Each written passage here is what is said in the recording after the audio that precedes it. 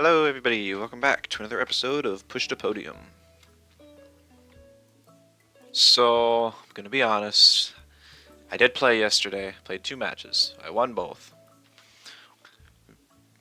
I realized that I still wanted to get some daily wins, but I just really wasn't in a streaming mood yesterday, so I kind of skipped over just a couple. Figured I'd try and just catch back up to where we were at. Well, not really where we're at, because the goal is to get back to 4 and then fight for 3rd place, but that's still gonna be rough. We're in 7 now, though, so that's cool. See if we can get some more wins today. Also, some observant viewers may have noticed I did do some digilayers.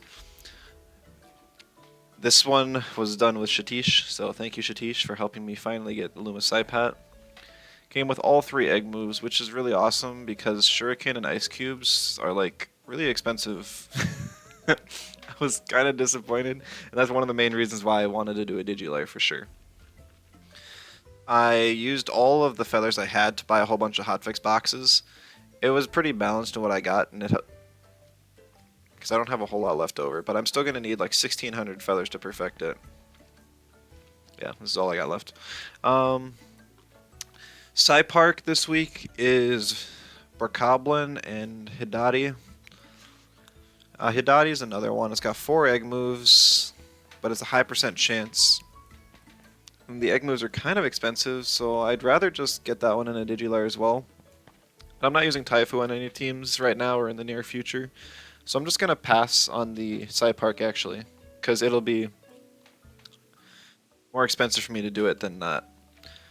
And as far as radars go, I'm currently wanting to invest all of my feathers into this Saipat, and I can't think of any radar Lumas I'd even want at the moment. So for the time being, we're just going to have fishing in the background, just so I have some minor content. But then we'll just queue up. Hello, Senpai, welcome. You just rage quit? That's unfortunate.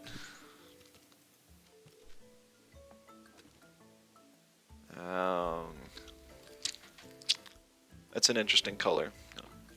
It's like long, short, green, red, green or something. Rage quit off PvP, or were you like Luma hunting, or even fishing or something?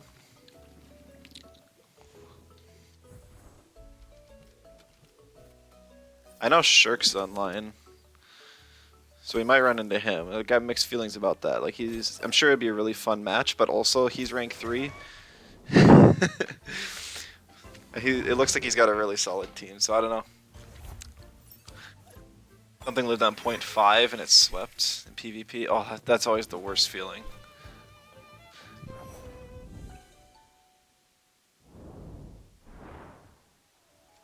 Yeah,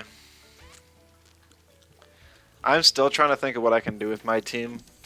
People ban out either 2i or Chromion so often that combo that's part of my main core just isn't that great anymore.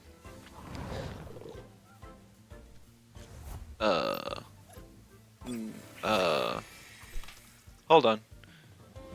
There's no way, right? This is look, this is a stream. I'm missing something, right? That's not the 5 out of 5. There's no way. This was supposed to be something that would take a while. This is my second. Maybe it's a different color green. I don't know. Or a different color, like brownish red. Yeah.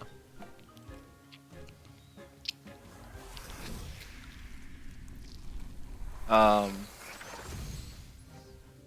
don't actually have the achievement for turning a 5 out of 5 before 4 out of 5.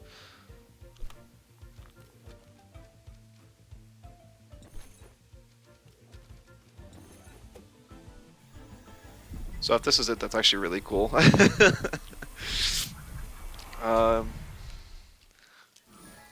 Oops, I clicked release. I always worry about that. Moment of truth. Did I miss something? Like, I have the colorblind thing on, but it doesn't mean I recognize the patterns very well.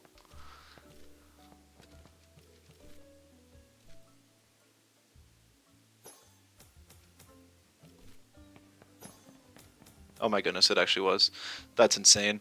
And also, what are these rewards? That was literally my second. Like, you guys saw it on stream. I literally hadn't fished anything before then. I didn't have the lure. What a way to start off the day. Man, I don't even know if I care about winning this match. Like, that's just a joke. Infinitus. Couple cheese leads. And then Naga is ban bait.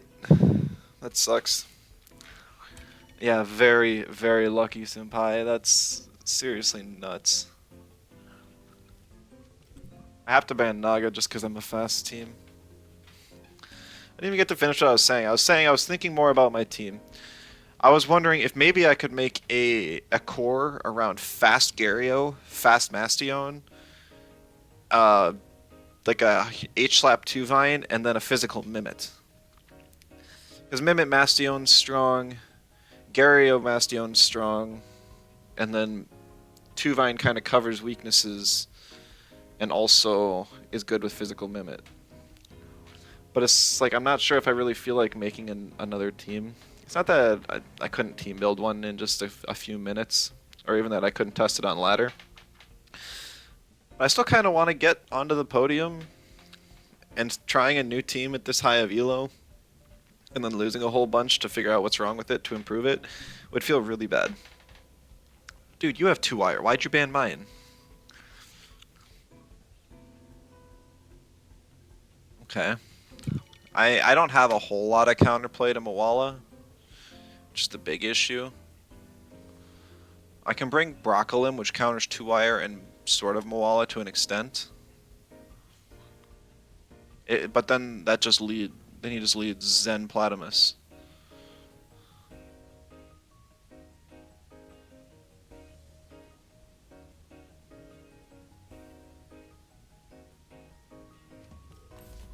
The problem. Rotten Goo goes slow enough. Okay, he went for the Size Munch anyways. I don't see any reason why he shouldn't have gone for the Platimus, because he could, if he's got like Wake Up, he could just smack his own Platimus, get a Rotten Goo off, and I couldn't do anything about it. And he would get the Zen boost. I would be forced to ban to pick Inky, but then can just Nito me, and I don't think I can kill a Zen boosted Platimus in 1 T-Strike, so it would just be rough all around. As far as options I have here, those are also pretty limited. I can at least be Scary Digi. Maybe if it's like E-Drink Size Munch, he'll attack the Chromion thinking, oh, I'll underspeed it and just start chipping it down. And hopefully I'll be slower. I'm not sure. Kind of grasping at straws here. The other thing that makes this whole strategy kind of fail is the triple toxic meta. Almost every viable team is running this, or like some sort of core. Usually it's Platimus, Gorunder, and Adoro, but Mashuk is also kind of swapped in for any of those 3. And then like there's always a bait or a camo user, so it's essentially half the team that Venom spread is just useless. Earth is kind of bad now. But I don't like Platimus. I probably shouldn't have, because it's probably a slower Platimus, and I've got like Turok for Feathergat and stuff. Bringing Inky for sure.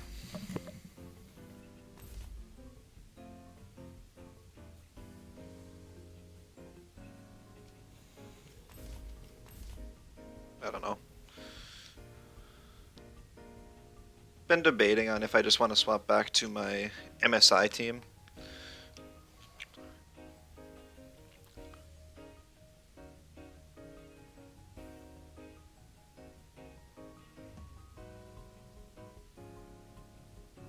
Speaking of which, I got word that somebody had tried out my easy team, and they were kind of assuming that it's just kind of a click buttons and win. This game in general isn't really click buttons and win. You do have to think about your plays.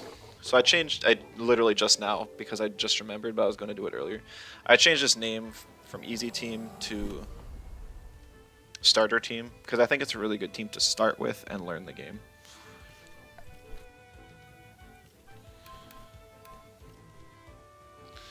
Okay.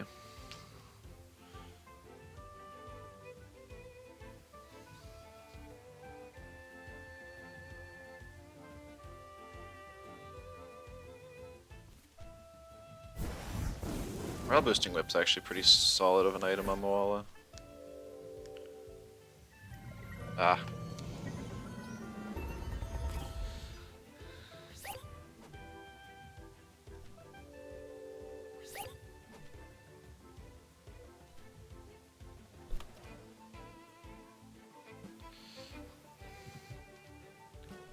I don't know if it's a bulky or a speedy size munch.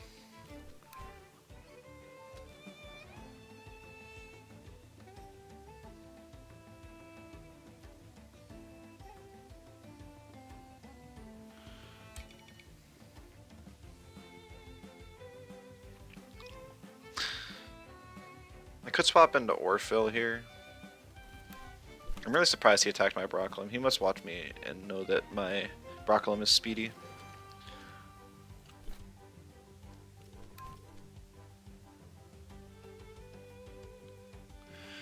But we'll see if he knows how bulky my Chromion is. I want to save Broccolum just to deal with the Turok later. Orphill really doesn't have a lot of use against anything, but if it can eat the Wreck, plus possibly whatever Moala's got for it, that would be the best thing I can do with.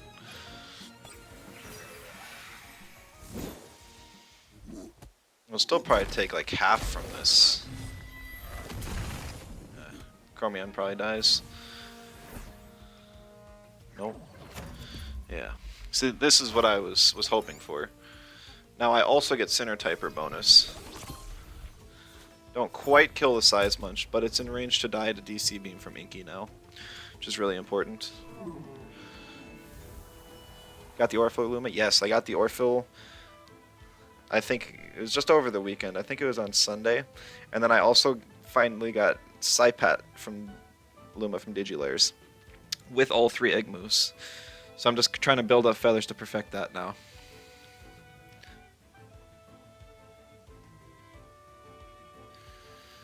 So essentially I've lost a lot of Tems for like 1.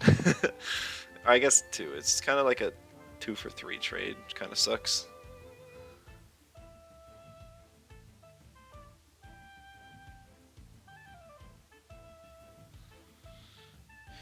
Now it's a question of, does the Size Munch have Helicopter Kick, or does it have Uppercut, or something else?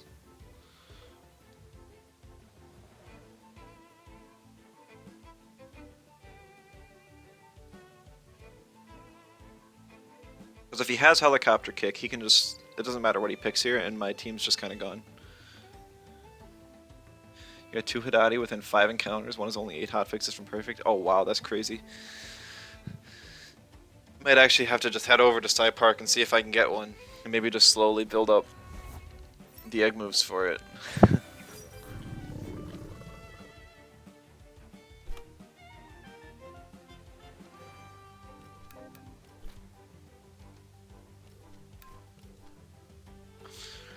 Because I just got my 5 out of 5 Koish on the second. Like, I was just going to Koish fish this week because I don't have any feathers, and I didn't. I have a perfect Broccolum, and I have.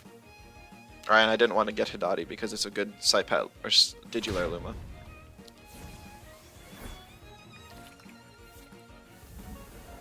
I know, that's the thing. That's the thing, Workman. I don't want to have to get the ETCs.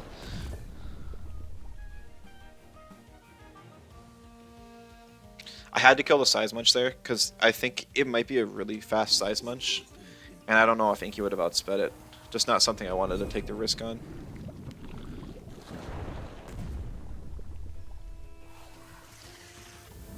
But I was lucky to see it had Martial Strike instead of...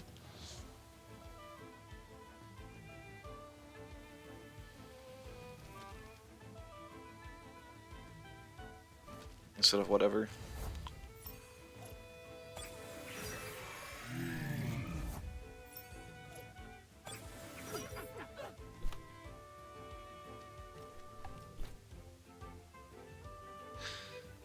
stream as always. Teams are so cool. I'm glad you're enjoying it. I mean, I haven't. At the start of 1.5, I'll probably go back to my theme teams and change up my teams again. But this one's just been fun, so I'm gonna continue running it for the time being.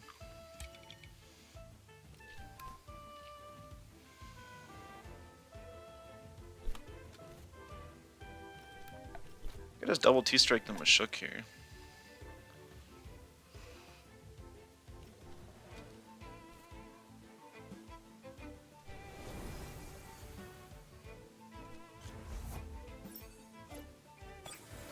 Third mythical farming. Yeah, I might want to do that as well.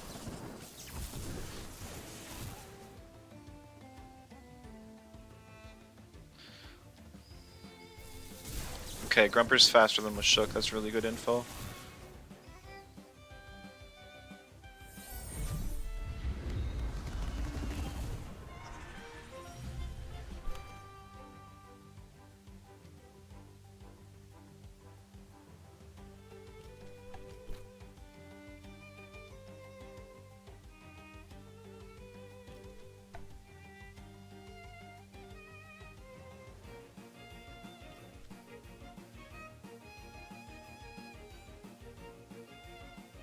Potentially, after the double inductor, I could live the Rockfall, depending on the Turok's offensive investment.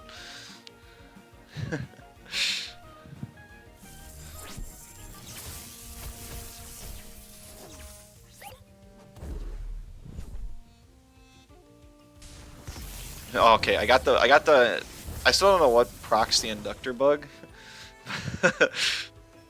Yeah, it didn't happen there. Maybe when something dies, it doesn't work. So there's a bug with inductor where it will get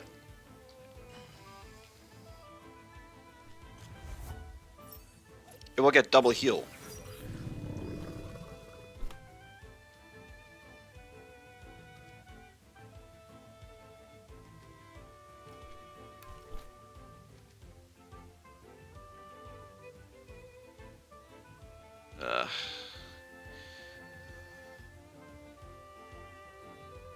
If the Turok's smart, it'll turbine the Grumper.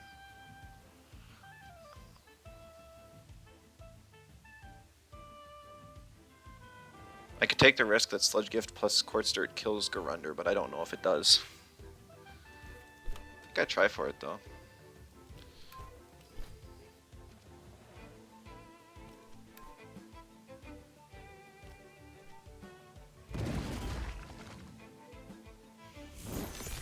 Nut bar Garunder.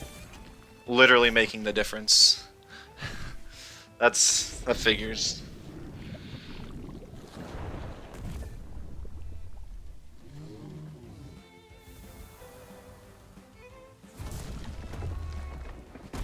Yeah, that's super lame. And does a Turok not have Rockfall?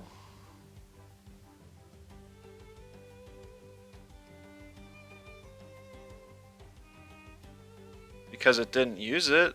Like, I could have just double T-strike the Turok there and been fine.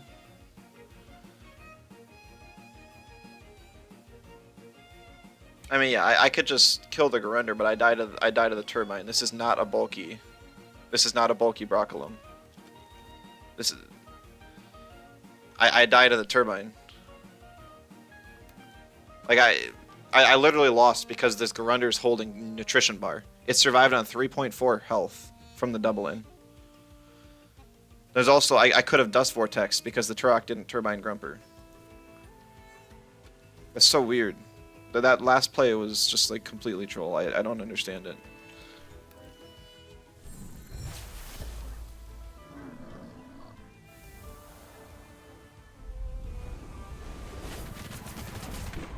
And so was that one. Is this gonna be Drill Turok? No, it's got Fake Beard. So yeah, I don't know. So weird. I should have won this match and then I should have lost this match. I don't think this Turok has Turbine. I think it sacks Turbine and maybe even Rockfall for a Nox Bomb. It's very strange. It might even be escapist. Genuinely. Why? Couldn't tell you. Could not tell you. But that's cool. I'll take it. GG's. That was a weird match. For those of you who just got here, I was planning to do koi fishing for most of the week. Because I don't have feathers for a radar, because I'm perfecting my new Luma Saipat. And I don't really want to buy the egg moves for Hidati, which is the Luma I don't have in Sai Park. But I got the stupid koi in two encounters. So now I'm going to the Sai Park, I guess. Speed Grumper ruled that match. I love Speed Grumper. Thank you, Feynman, for showing that. Props to him. He destroyed me with it. Couple times, actually. And it's just, it gets so much value. I should buy some cards. What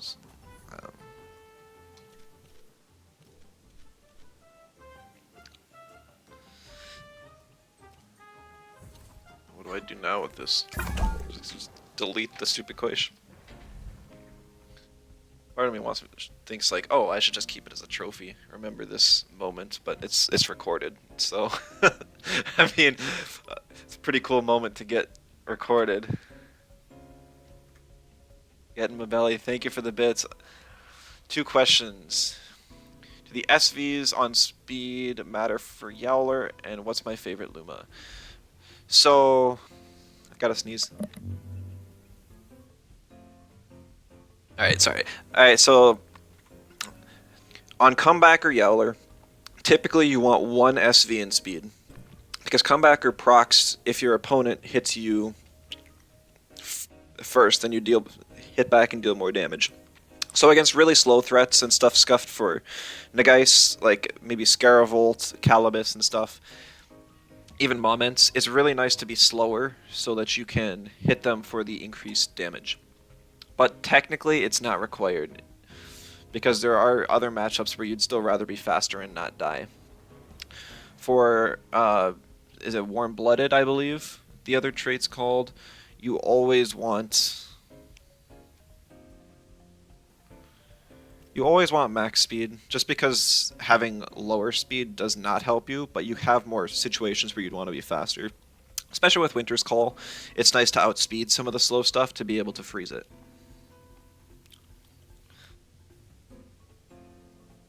As far as my favorite Luma, I would have to say Arachnite. I love the color scheme, and it's also such an amazing Tem. I really should have my Luma Arachnite in my party right now. I used to have it in one of my pro team slots, so I didn't want to have Cozy Net on it. But yeah, I should probably switch that out. The white and red look so cool together, and with the colors it gains from Adaptive, it can look even better than it already does. What about you? Do you have a favorite Luma? Shirk, not fast enough to snipe. I haven't played against your new team before, so I am curious. I've seen you match up against some other people, though. I'm sure we'll face off soon enough. Nope, because you don't have any? Yeah. Well, I wish you luck if you're hunting for any. You can always check what they look like on the wiki, and then maybe go for radars at Tamer's Paradise. Find one that you like.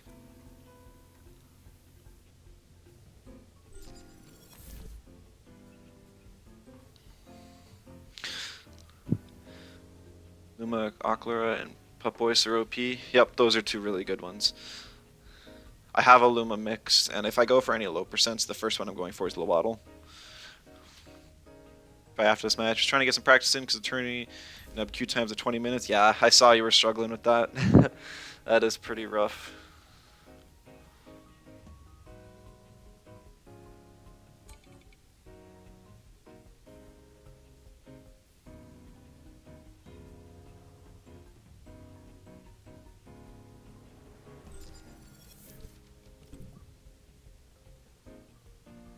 I didn't want to deal with Minotaur or Auhi. It's kind of just because what's going to happen... Actually, I have no idea what's going to happen. Oh, the Mudrid could potentially outspeed Psypat with Sea Deluge, so I wanted to ban one of the mentals for sure.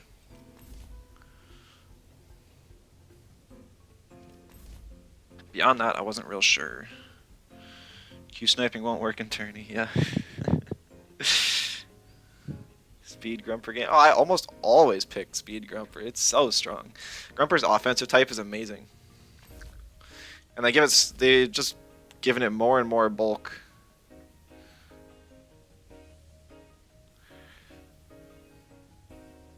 Okay. Now I wish I banned the Minotaur. Or the Auhi, because then I could play... I don't know, just let the game pick. Yeah, both of them are good there. Inky loses a bit more to Mudrid, but is helpful against Auhi. Broccolum gets completely walled by Auhi, but helps more against everything else, so kind of suck. The joke, yeah. I know it's a joke.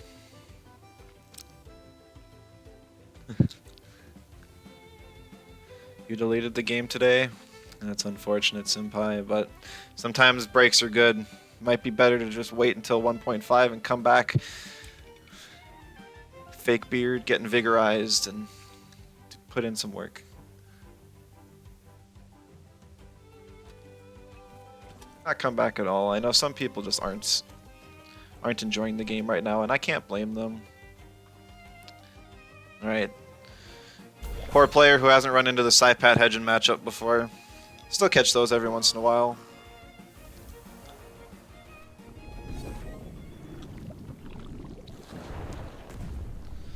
Not quite half.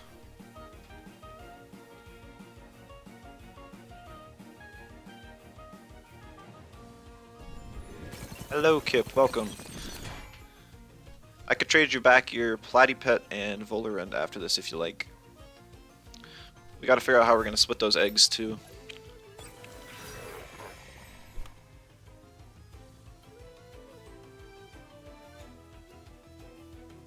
At home? Alright, well, I can catch you whenever then. Just figured I'd bring it up.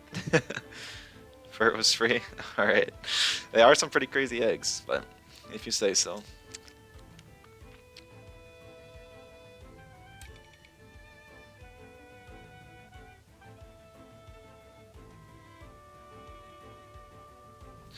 Psypat got reworked, so now it is a stupid amount of fast Shrumpy.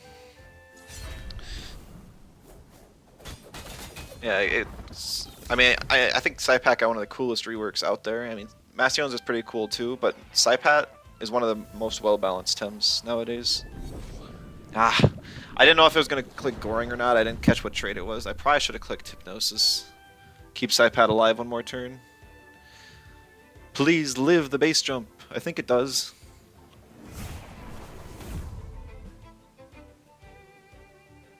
Watching Trigun and me. They can't go wrong. Not anymore.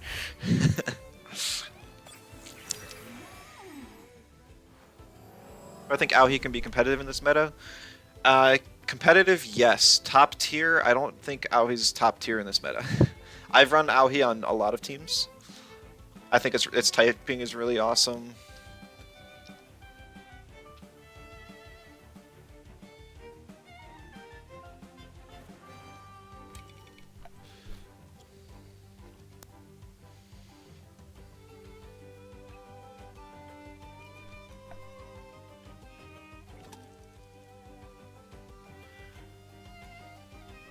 Do I lose because I didn't keep Psypat healthy? Yeah, I like Auhi. It definitely has use. It has both physical and special sets it can get viability out of. Just kind of personal preference almost.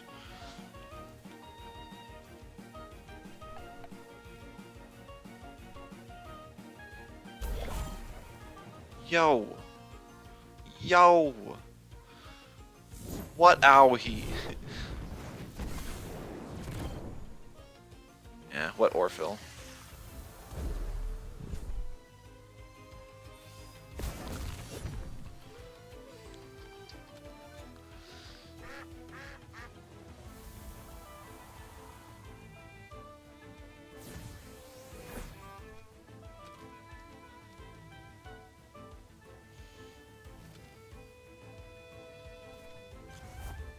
Orphel fans in shambles.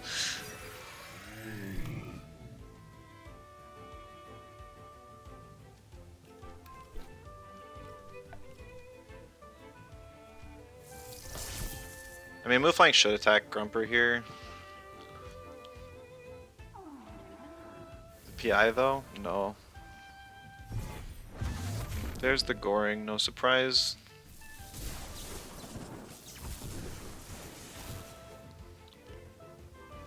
That was a little mistake by me. I meant to send in Chromion there,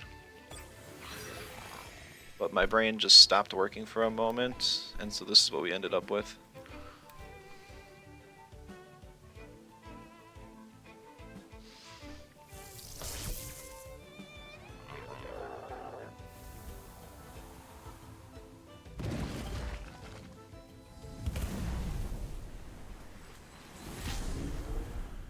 Again, Speedy Grumper putting in work though.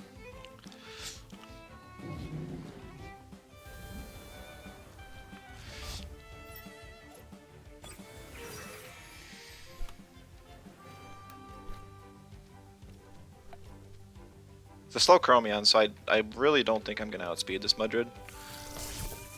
That's why, and Inky probably doesn't outspeed either. That's why I did the DC beam.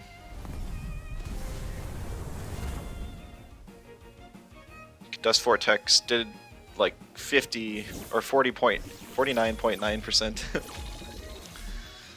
GG. Yeah, after the first couple turns, I wasn't too worried. But things could have definitely gone wrong. Hey, ooh, 2 ranks off of that one. We're back up to 5. I think that means Feynman's number 4. So I just passed up Chaotico and Funky? Yep. No, Funky how? Yeah, okay. I pretty much learned who's all at the top thanks to the ladder, or the leaderboard that everyone's favorite Lore Weaver puts out. I should have looked at where Hadadi's spawning. Okay. So it's funny to see like which bush everyone hunts in. I'll put the question here for now. I always go right here. I try to find the longest spot I can walk left and right in, and that's the only 2 inputs I have to do. I know in the cave there's a really long road that you guys probably saw me doing multiple weeks. This is just the bush I choose here. There might be a longer one somewhere. I think this might be it, so it's kind of where I go. Pretty quick matches. Is this you, Shirk?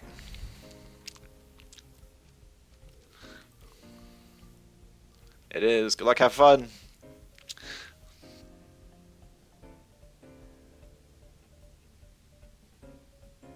And you know my team's speed tierings now, so okay.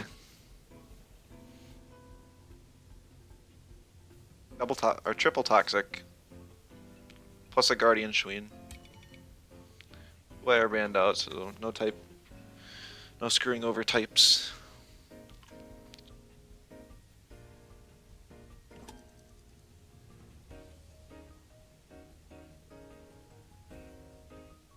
Stream snipe equals free win.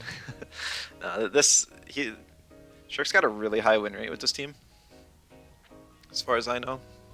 You said he was like 12 or 13 wins into rank 3, trying to get rank 2, last I heard.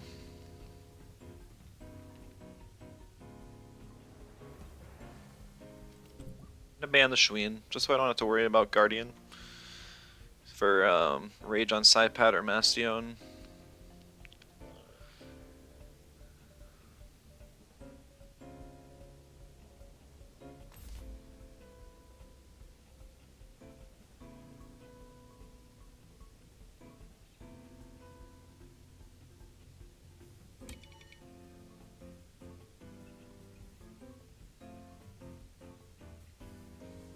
I don't know what trait this Mastion is, which Kinda hurts.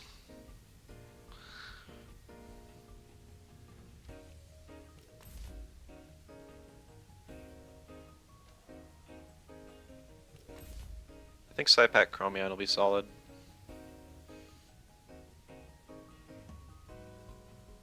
I have the option of doing a Toxic Ink into Venom spread if I really want.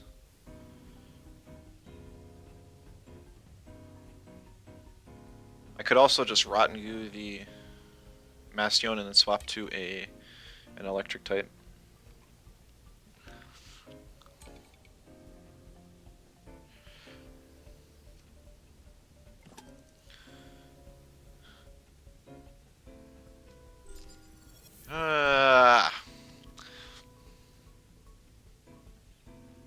Yeah, it's kind of rough. I don't like toxic types. Voloran's probably the worst one, so that makes sense why he picked it first. Tip for a competitive starter team, just finish the main story. Well, if you look on the right side of the screen, I have one that I just relabeled starter team. I definitely recommend that one. You could also try the one below it, the MSI 4th place. Both of them are really solid places to start out.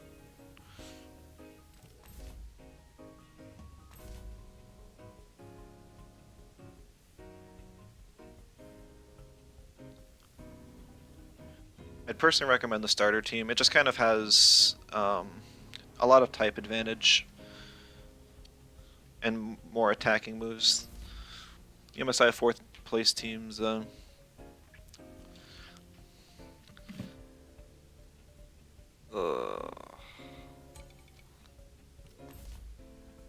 one's also good, but I do check team codes. So if you go into your, I'm not sure if you're on PC, but for me it's the tab on it's on escape. Go over to the competitive button, and then you should be able to pop up with Temtem Showdown. And there should be an option to input codes. I could show you after this match, but this one's going to be tough, so I gotta focus.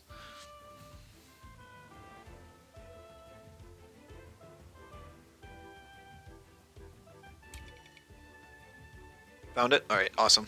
Yep, you just type in the code there, and then you're able to do everything you can. So if he swaps to Nidrasil and Voloran gets a buff, that would be bad.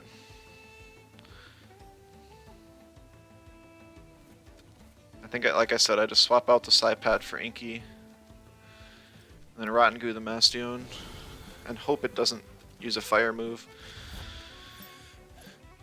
If it does, that's rough, but I do have Pan Sunscreen. Okay. Alright, it was Nidrasil. He knows about my plan. He knows I can Toxic Ink Venom spread.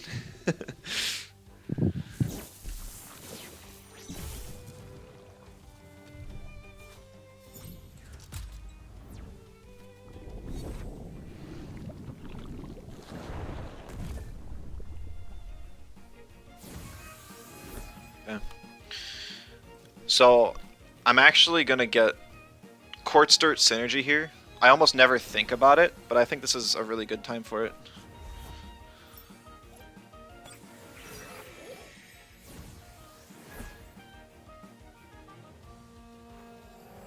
Maybe not. Good to know also that Volorant is faster than my Chromion. I think it is at base speed, but it's just a little nice thing to know.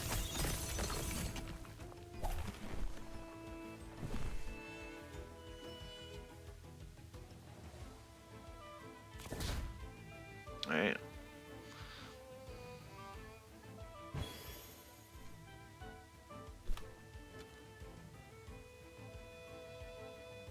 Now we can play Frond Whip or not.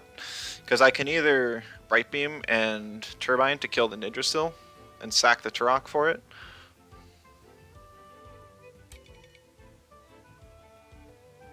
I kind of want to keep Inky around for Bastion and Voloran.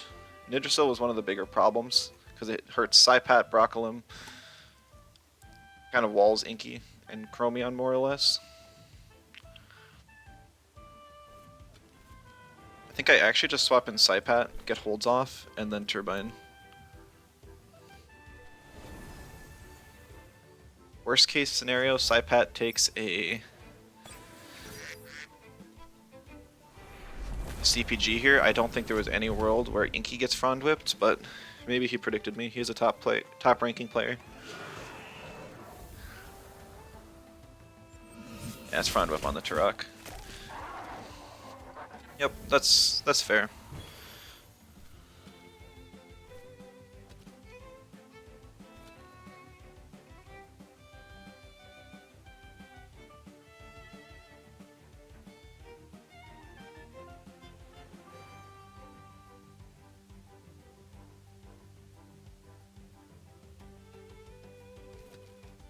The goal now is to just eliminate everything other than Chimerian and force a 1v1 of Volarand and Chimerian.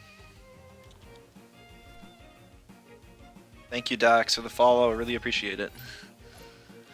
I was also wondering, do you guys actually hear the little Pookie sound when somebody follows? I was watching one of my recordings, and I'm not sure if it does, if it records, or maybe that's just a YouTube thing.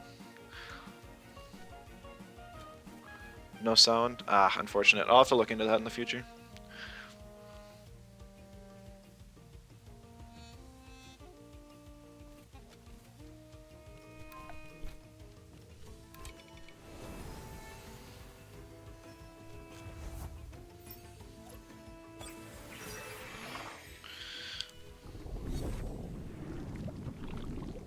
Sacking the Bastion here is cool. 63 for the Soul Shout, down to 35, not enough.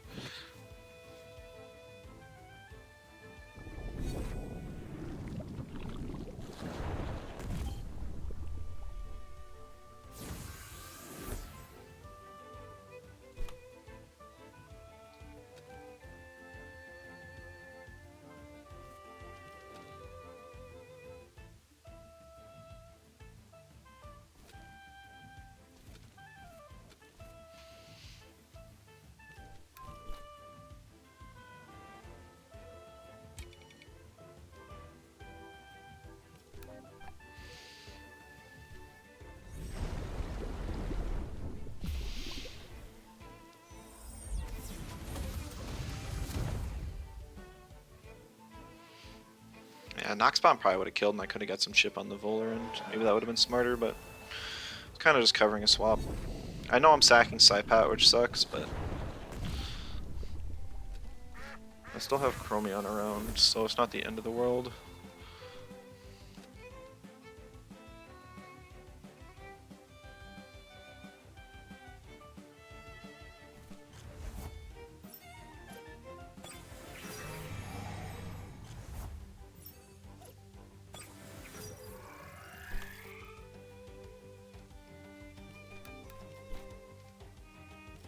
I don't know what moves this Magmut has. It doesn't have any good turn 1 moves, that much I know. Yeah, it didn't do a whole lot.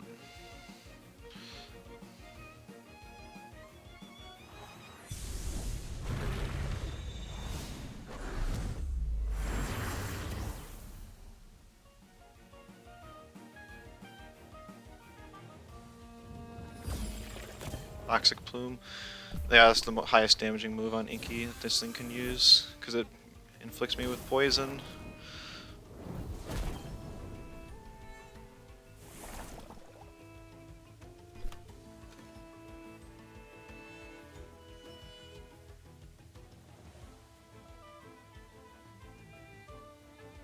Now it's a question of, does Chimerian swap in, or does Volarand stay in?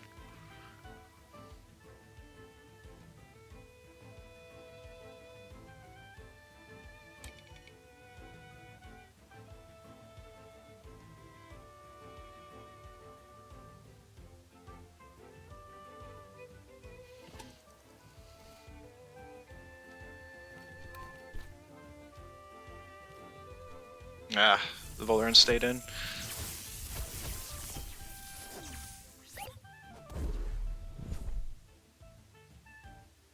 And it's Spec Gulp Magmut. Really bad because I was forcing an endgame now with Chromion instead.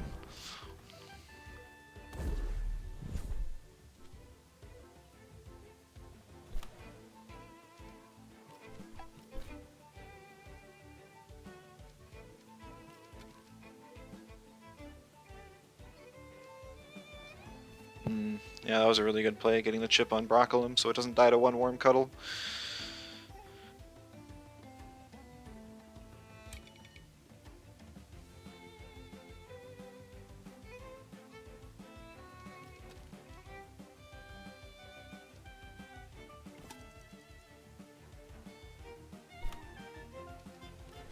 I had to use DC Beam on the Volar in there to kill it, I think.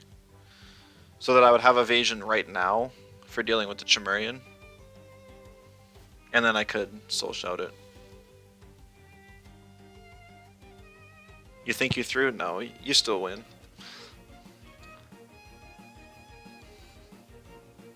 I got a bad prediction, so...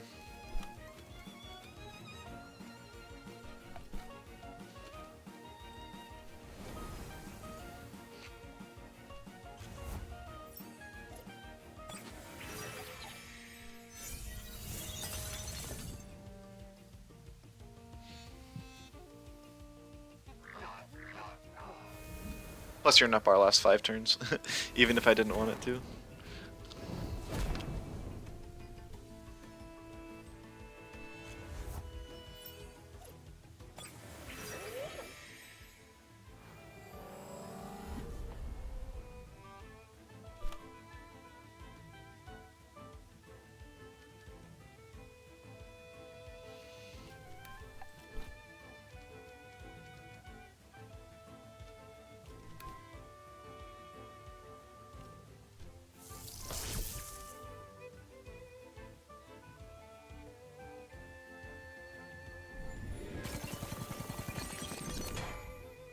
Chromium just doesn't have the resources to win this endgame.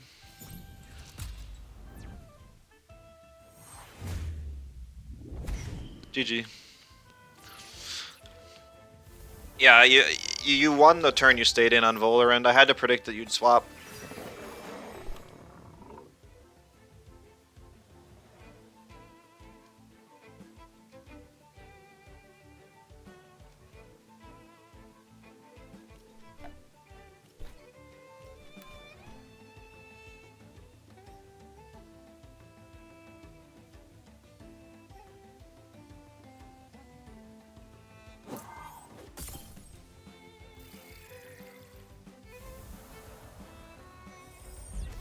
I don't even know if this kills. Oh, barely. I'm not sure if it would have killed without the chip, though.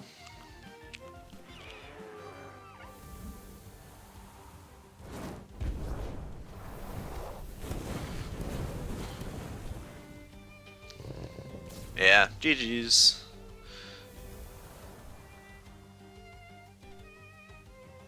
I ended up having to save Psypat if I wanted to, but saving Psypat in a match where you have double natures, double toxic is really rough.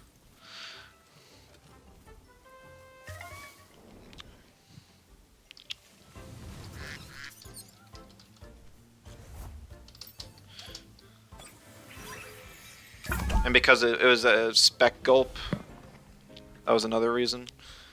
If it wasn't spec gulp, I think I could have won because you gained like a quarter of your health back. I may have been able to just T-strike the thing earlier. Rematch against Infinitus.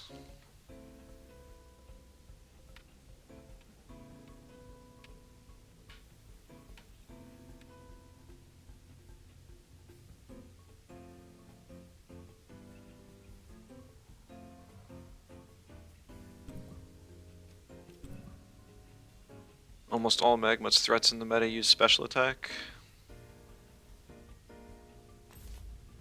You keep Magmut in against its threats though. Back when I used to play Magmut, I'd more or less just challenge the earth types. I'd get like a show off and then stay in front of a Turok, make sure I can eat the Rockfall, and then Oshi it.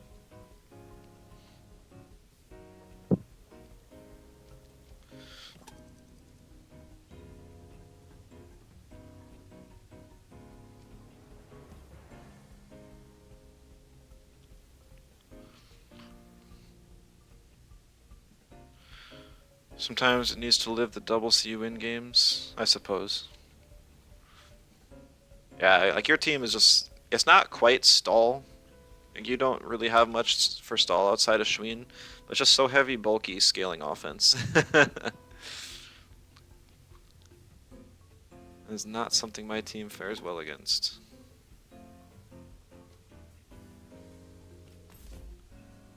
And that's what I'm finding, and that's why I probably can't run this team in any real setting.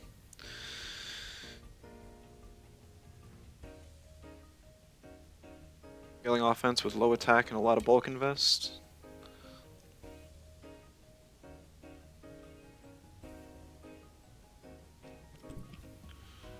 Yeah, yep. That's because my team, like, you're always gonna two-shot it anyways. It's bulky enough so it lives like one hit against the really high offense teams. But it still dies in 2 hits to the lower offense invest teams. But if you have so much bulk invest that I just can't break through you in time, I just don't really stand a chance. That's why the 2-wire Zyzer teams that are everywhere now are getting me. Because they take away my type advantage, and they can one-shot my Tems. Or a doubling kills me every turn.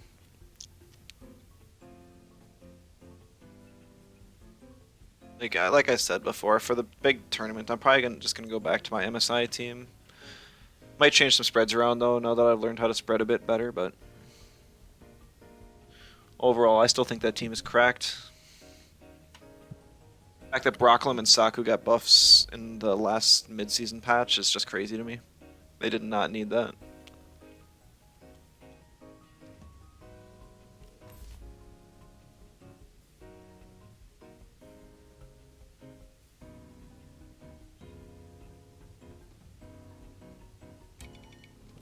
I know my Grumper's faster than his Mashuk. I didn't catch how much special defense his Turok had, though. You think Tanky Brock's better than Fast Brock? It would be against your team. It's so good against so many other teams, though. That's the thing. Like it basically sacrifices the matchup against people with 700 plus TVs into bulk on every time, but wins against all the mid-range and slightly less bulky aggro teams.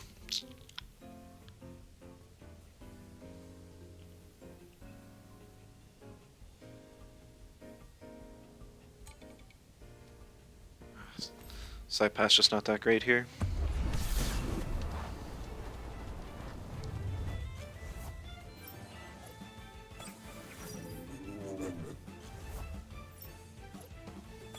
Isn't playing Fast Grumper and Brocklem kind of best of one?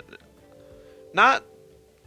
It will win my first match in a just because of best of one, but even after that, there's not a whole lot of counterplay to it. Like, if Brocklem already counters things if you don't have special attackers on your team.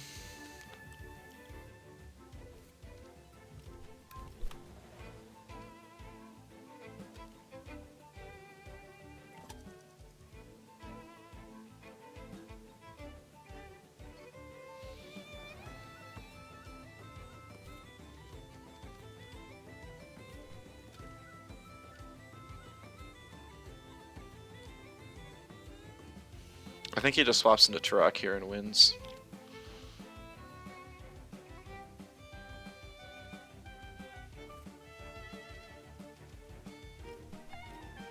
Yeah, GG. I needed to bring Saipat. I didn't think about this specific scenario until I got into the game. Yeah, Brockham counters physicals just because of its trait, so it's really strong.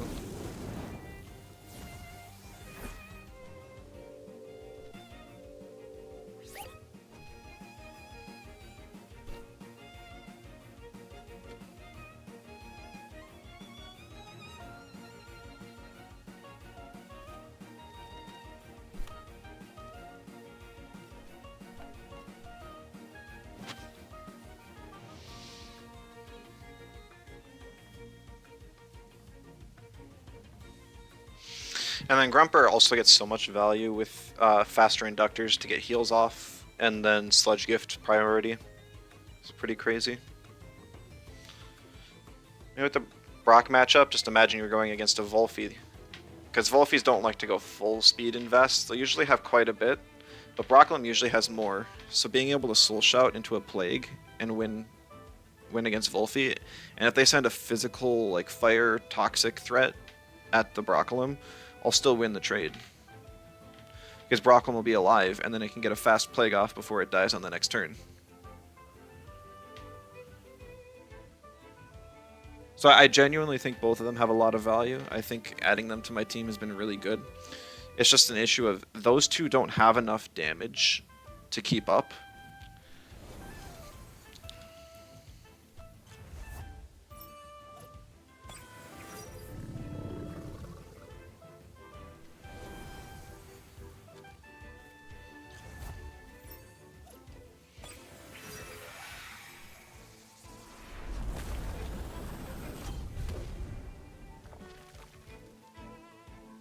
Wake up into Brack just for fun.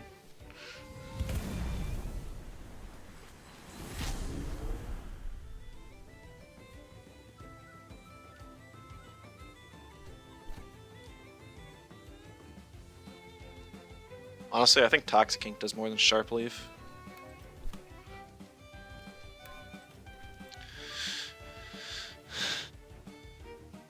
Doctor's insane. The fact that doesn't who uses the move and Doctor's. Yeah, I mean, there's also a glitch with Inductor right now. At least I think it's a bug, where sometimes you'll get the healing twice. If both targets that you're using the electric move on are alive at the end of the turn, it still gets value.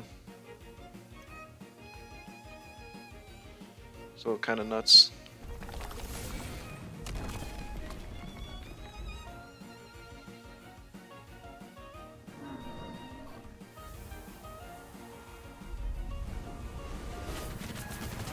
Also, we did now learn that the Turok has Turbine, which is kind of interesting. Oh, Script, thank you so much for the sub. I really appreciate it.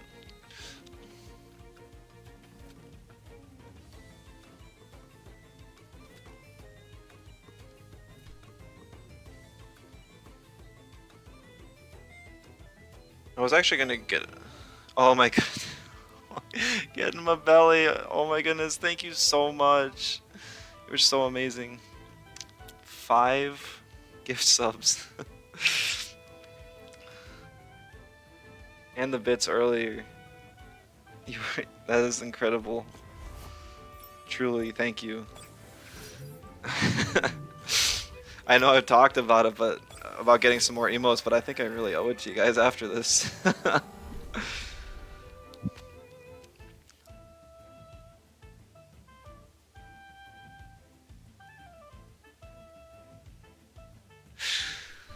I was debating on like doing a poll on what kind of emotes people would be interested in.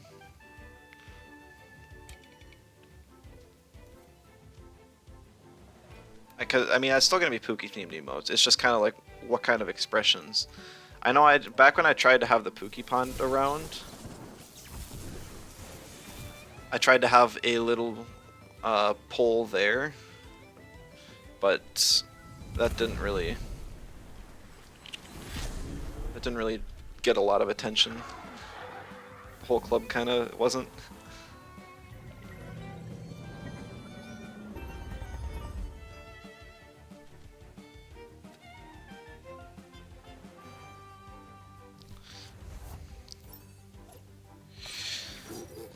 But I know some of the ones were like, I got some animated emote slots, so I was thinking of having like a Pookie wave, just so people can like come in to streams and say hi.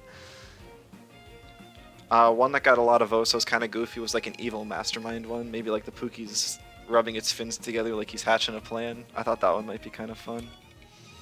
Maybe just a Pookie heart, so I can spam a whole bunch when you guys give a whole bunch of gift subs like that. I'm not sure. If you guys have any ideas too, I'm definitely down to listen.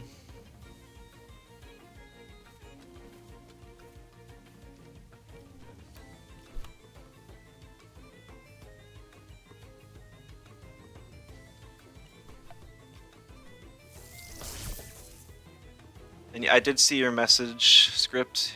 You had your sister's wedding to attend, but told you you'd get me. I do appreciate it. I did not miss your message. Thank you so much as well.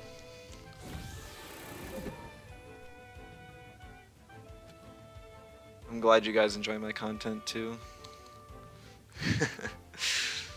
Really makes my day.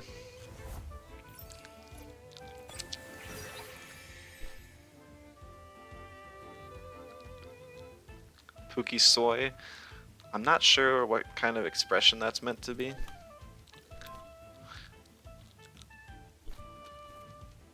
I think this game's kind of doomed. Very unfortunate.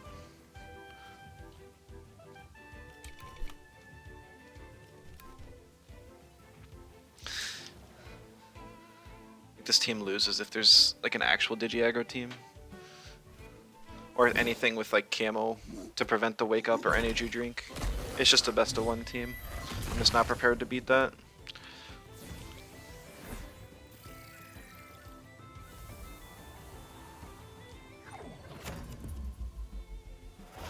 Oh, I lived.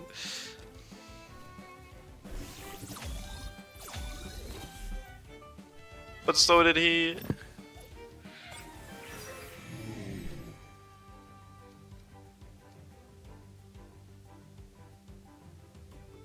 I needed to click binary flood there, so I killed the Moala. No, I still didn't. I still never win. Unfortunate.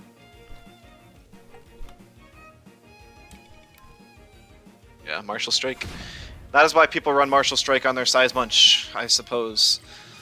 So that they can consistently have prio to one-shot the rest of my stuff. Mouth wide open, but it's not like a pog. I'm not sure. I guess I could see that used sometimes, but I don't think I would use it.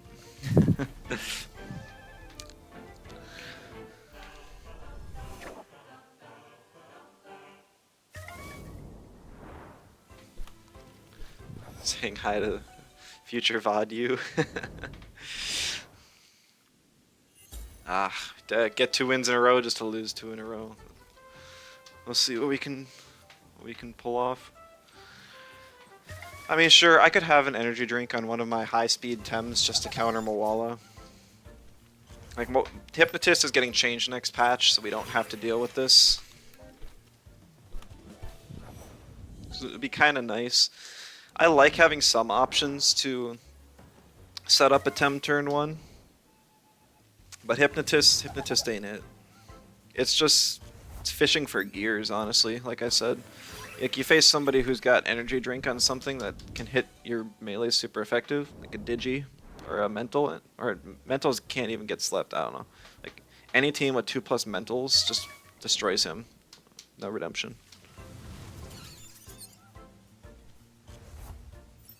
They said how they're going to change it. They're going to make it not activate on turn 1. They're going to have it delayed. We don't know if it's going to be on turn 1, or after turn 1, after turn 2, or what.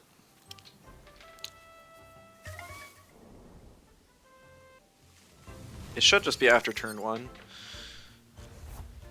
So on the second turn, Moala starts the field. Starts on the field, it should help. And maybe on swap in it works, I'm not sure. Like, not like on the swap, but on the turn afterwards. Might be kind of decent then. And it's supposed to get some compensation in its moveset, either like techniques or base stats, just to compensate, and it'll be a lot nicer as a standalone Tem. The B, thank you for the follow. Appreciate it.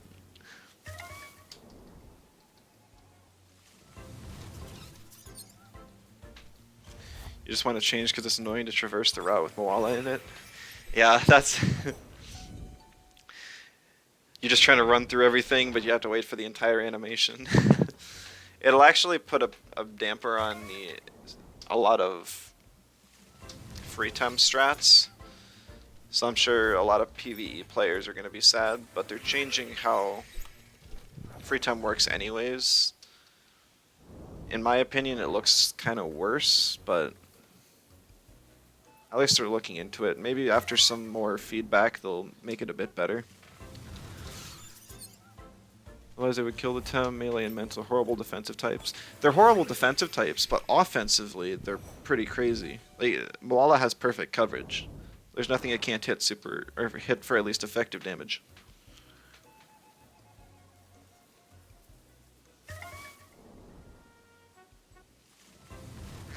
Outside of Digis, there's not a whole lot of Tems that can do that.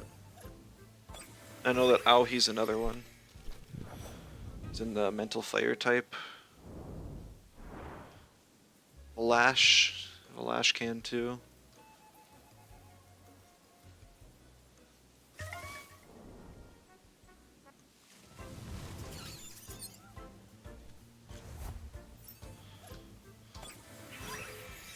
Yeah, I think I queued up. It's actually just a couple minute queue, but yeah. Let's see. I've still been trying to think of what changes I could, like minor changes I could make to the current team to make it better, but I really got nothing.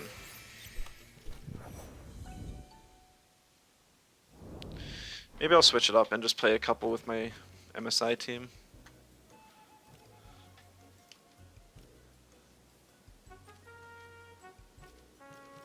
Just make everything Luma.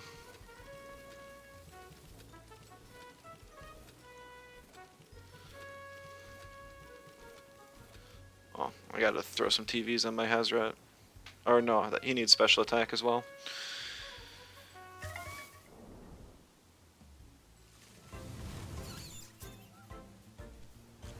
How long did it take me to come up with my current team? Well, it started out... The first iteration was the code I have on the side, the Hyper Aggro team. So when I make a team, what I do is I think of one concept and just throw everything that can take advantage of that or is involved with the concept and just put it together. So what I wanted to do is I wanted all the stuff with high damage, like damage increasing traits for the highest turn 1 damage possible, to break through people's bulk breakpoints and be able to get KOs on a double in turn 1. But what I found is that some of the stuff like Shaolin Munko was underperforming. Shaolant wasn't as good of a support as I'd hoped it was. And just a few other, like I wanted a second electric. I had Zyzare in the first version too. Zyzare was okay, but I found out Grumper was gonna be a lot nicer.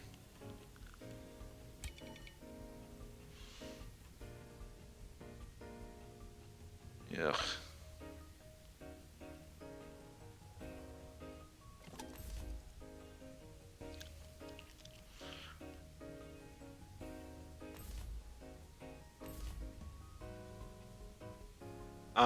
And then after, yeah, so basically I just put a whole bunch of stuff together. I found the stuff I liked, got rid of the stuff I didn't like, and just filled it in from there. So I mean, I really struggled with the Turok slot for probably a full week, but I had the rest of the team put together after like a couple days.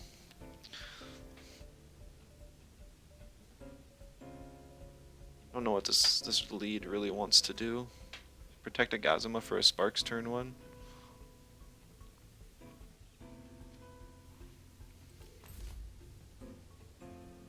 Thoughts on a trap team?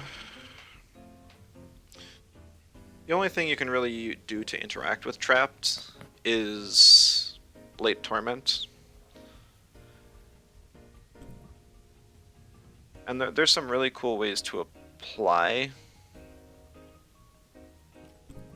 trapped. But even with a double in, you can't really one-shot a lot of stuff. It's okay as kind of a side gimmick, but it's not something you can lean into as a full strategy. So if you have a comeback or Yowler on your team, plus something that can use handcuffs, or maybe Anatan with Chains Hit or something, you can make some stuff happen there.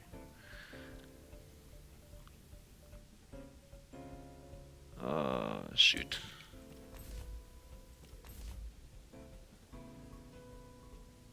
So many of your opponents will have bait or camo though, which make the entire strategy just poof gone. Because if they swap in a bait user to your trap on the late torment, you've effectively wasted 2 turns while they still have 1 and they get a good swap. Also stuff like resistant Gialis puts a damper on that. Having one less turn of trapped and also not being able to apply it through the plague exhaust with handcuffs hurts pretty bad. Acronox is another common Tem to apply trapped with Cobweb.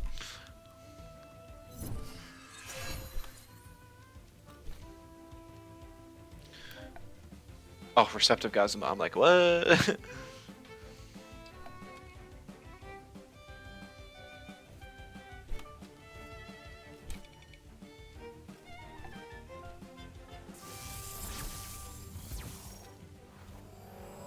Yeah, so I mean, it's not bad. It's just gonna be kind of inconsistent. It feels bad sometimes, and really great others. And I prefer consistency with my comp teams.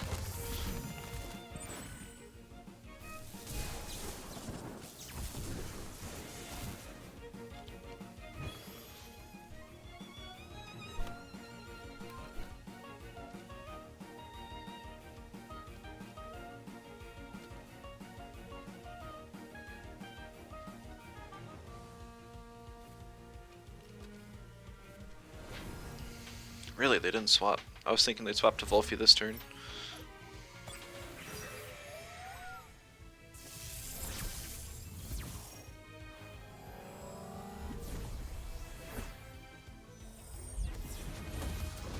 I know Young Baselord was on a late Torment side strategy team for a little while.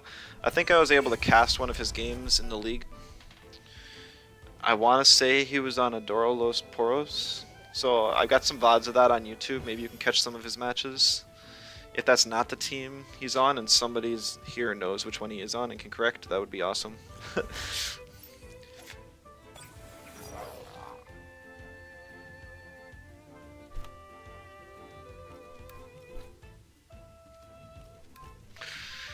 It's kind of hard to build a team around a specific status condition, at least with your current experience. Seems like everything's kind of nerfed. It's easier to build an all-around team. For sure, it's definitely easier. Definitely easier that way.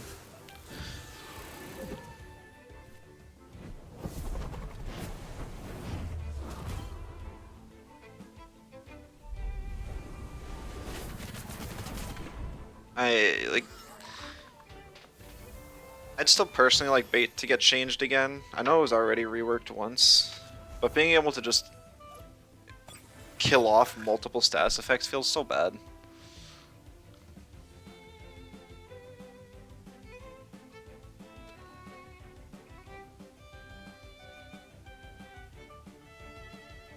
It's always decent as a side strategy though. Like on my Hyper Aggro team, being able to have Venom spread with a couple Toxic Appliers is a nice option. But realistically, I'm just not clicking it because I don't know if they're going to swap into a Toxic or into a Bait or a Camo user. And with Toxic so common in this meta, it's not a risk I really want to take ever.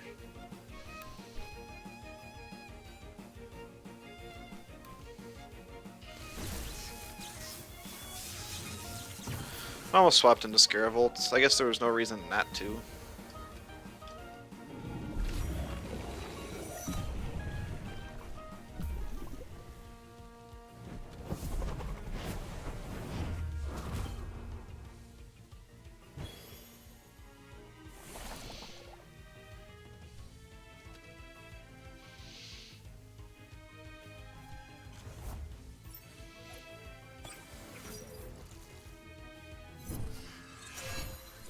Gazuma's using really cheap moves, so it's not running out of stamina, but I think I'm still doing just fine this game.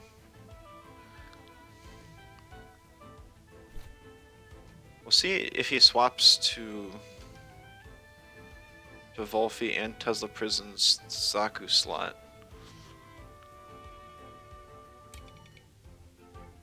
I guess do I even risk that?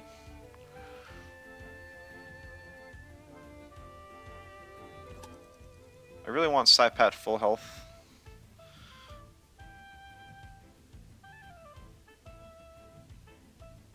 Gotta swap in 2-Vine.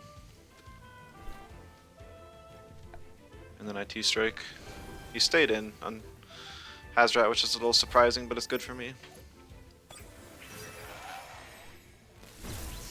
Yeah, things would have been bad if I swapped in Saipat.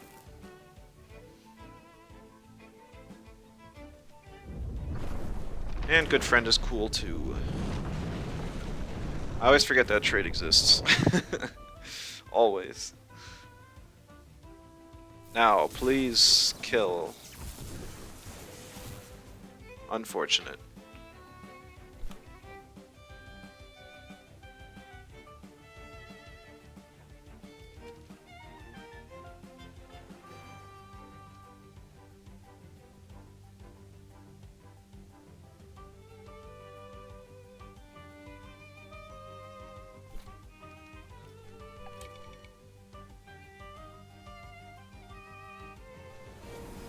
He got the prediction right. That's pretty bad. I thought for sure he'd stay in on the Hazrat just to get the Toxic Farewell off. He was waiting for this moment the whole game. That does just over half to my Saipat. So another Tesla Prison will kill, which means he doesn't have to plague my Saipat.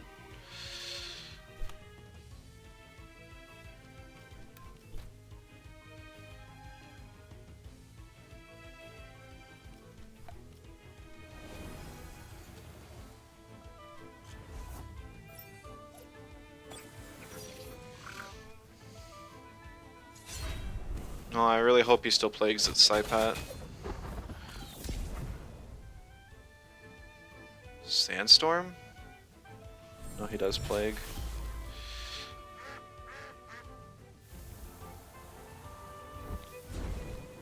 Why did he stay with Volphy there? He probably thought he would outspeed with Plague, because I was -1.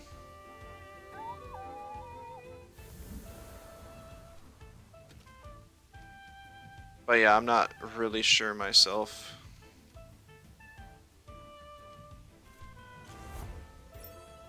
Definitely a weird choice. Now I just do anything I can to get rid of this Hazrat.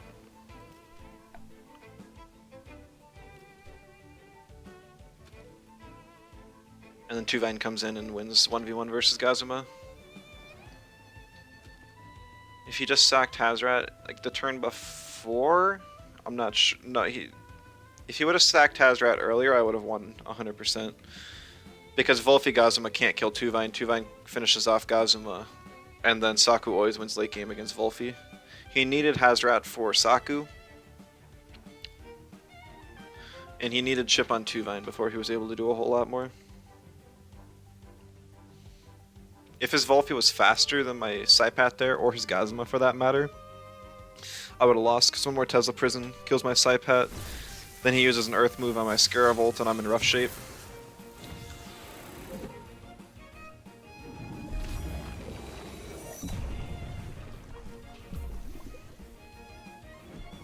But it worked out for me. I'll take it.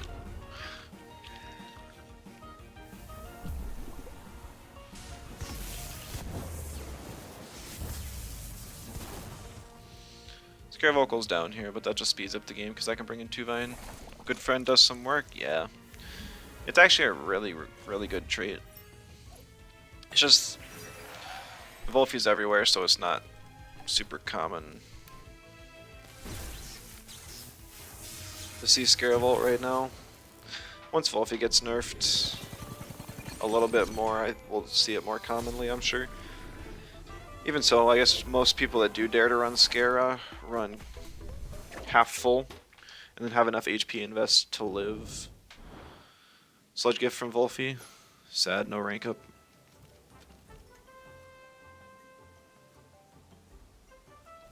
Tesla Gazuma, Tesla all the time. It gave him a lot of stamina staying power, which was important. If he had used Tornado at all, he would have OX'd a lot earlier, and I would have been able to take advantage of that. He did waste 2 turns sparking his Shaolant at the start though, which there really wasn't any purpose in it.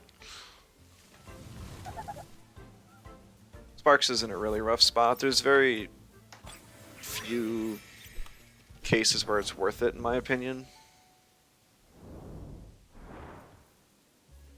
Like there's the Gazuma Moments combo. It's pretty good there. It's good on turn 1 with Arachnite.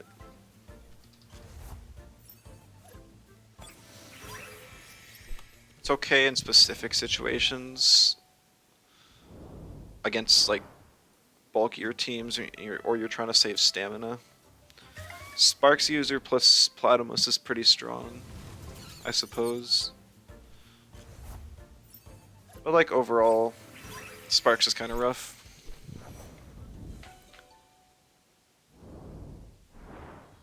Not that it's a bad move, it's just really niche. It's better than some of the moves that we like never see. I was trying to think of what moves could be reworked in the future to be more useful. And I was taking a look at footwork.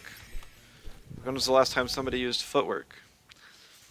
It's +2 speed, but it's on a hold. So you get something like Osakai that lost Slingshot, and it would love to have footwork be usable. Like if this wasn't on a hold, and you could basically opt to not get the +2 attack from hook and get +2 speed instead, I think that would be cool. Otherwise, I think they just need to make a move that's like, I think that it's called Trailblaze in Pokemon that they just added Scarlet and Violet. It's just a very low damage move, but it gives +1 speed. So they essentially give the Slingshot effect to a technique. And then just give it to all the Tems that lost, or that really like to have Slingshot as an option. I think that would be good. That way you can't combo the speed boost with utility, but the speed is still available. Why is Footwork 3 Prio? You're asking the wrong person, Shirk. I couldn't tell you. I think Hedgen gets it. Yeah, so technically, for like overclock, or for going away gift Hedgen, it could be nice to have the faster one, the priority on it, but in general, it's just a joke, yeah. Especially since overclock exists, and it literally is just what Footwork wants to be. Nobody runs Trailblaze? Yeah, I know. Doesn't mean it's not a cool move. And there's just, in that game, in Pokemon, all the mons are overloaded with stats. At least the ones that are most competitively viable. So they don't need to really boost their speed. And if they really do, they have items for that. Choice Scarf. So using a move like that's super niche. Had some fun with it though in the very first set of Scarlet and Violet before they added all the Pokemon Home Paradox and the Ruin Legendaries. It was kind of cool. I had it on my Fire Tauros. This Fire Tauros was really cool. I kind of like it. If speed control, it's usually Prankster plus Tailwind anyways, or Trick Room. Yep, exactly. Ooh, facing off against Welsh. I think he's actually like fighting in top 10 as well. So this could be a good match. Triple Water with Hazrat.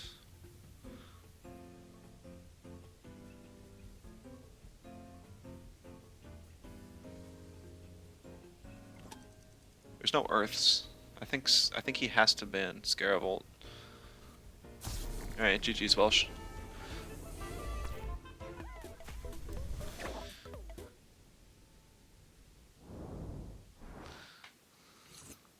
Alright, we're back up to rank 5.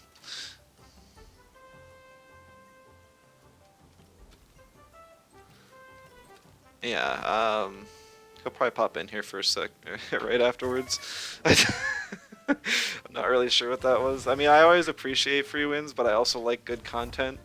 I never mind facing off against people. But I know that some people's teams, they kind of can just know it's a rough matchup. Like, I literally called it before he did, but he didn't have an Earth type, so Scaravolt would have been really strong. But Saku was also incredibly good into his team. I just banned the Hazrat, and pick Saku and or Scaravolt, and I'm not sure what he does past that point. I'm gonna do some videos or streams of the new Pokemon DLC, or just Temtem. I'm not a huge fan of Pokemon competitive. I like I don't like flinches and crits and all that stuff.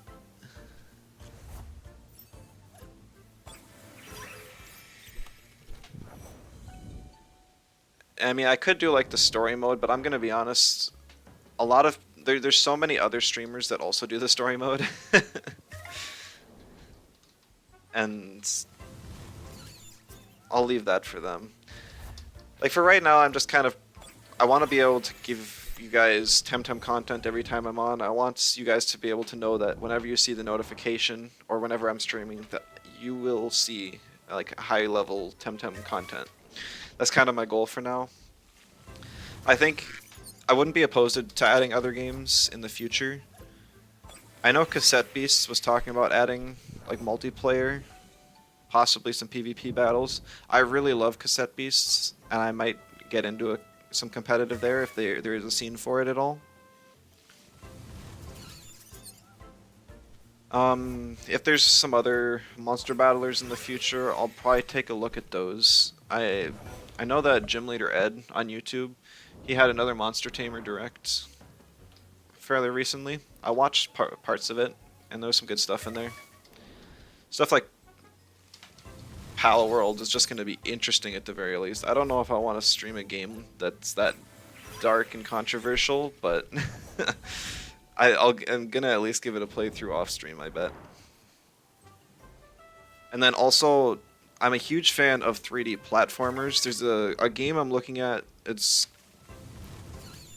a 3D platformer, but it's also a monster catcher. It's called Mythcaller, the Nightmare Shaman. It looks super interesting, but it's still fairly early in development, it seems like. There's no release date announced or anything. But I think I am going to stream that one, just because it looks so cool. It's like a dream game for me. My two favorite genres of all time mixed together. So... And then maybe based on the reception that gets, I would consider doing some other games. I just think that the large majority of my viewers enjoy the Temtem content. And also I may or may not have forgot to queue up.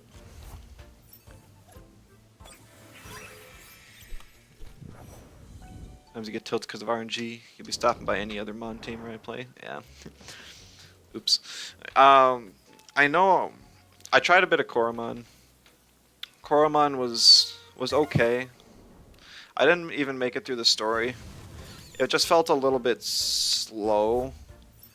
And the difficulty, rather than having to get through stages with creative strategies or anything, it was just kind of brute forcing with level and healing items, which felt kind of bad. I'm sure that there's more to the game that I've just missed, but I don't want to get into a competitive scene for that where literally shinies give you an advantage. It's just too much grinding, in my opinion. There was another game. I'm looking at my Steam library right now because I bought it, but I forget what it was called.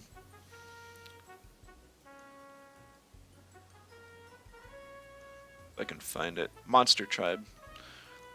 I think that was made by the same people as Koromon, or something like that. It actually released fairly recently, around the same time as Cassette Beasts. But I bought 3 games at the same time, Cassette Beasts, Koromon, and that one, and never got around to trying that one out. Looked mildly interesting. Honestly, like, it's hard to live up to the expectations of Temtem. Like, now any game I play, it's like, how does this compare to a game that's Temtem? Because anytime you're playing a new game, you have to acquire a whole bunch of new knowledge. And if the type chart's different at all in Monster Catchers, it kind of screws with you.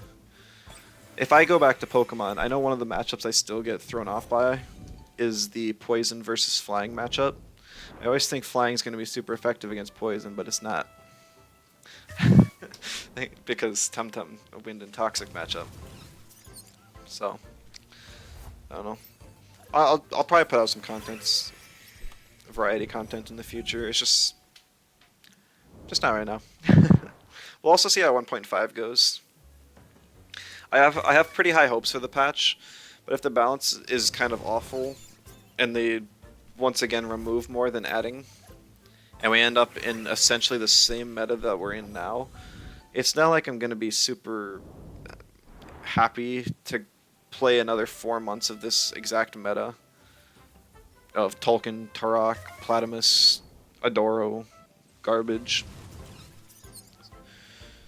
So I'd probably switch over to another game earlier if it does end up like that. But like, I want to get the new Mythical. I want to try it out. I hope that shakes things up. I'm really hoping Doom becomes viable again and I can have control teams. But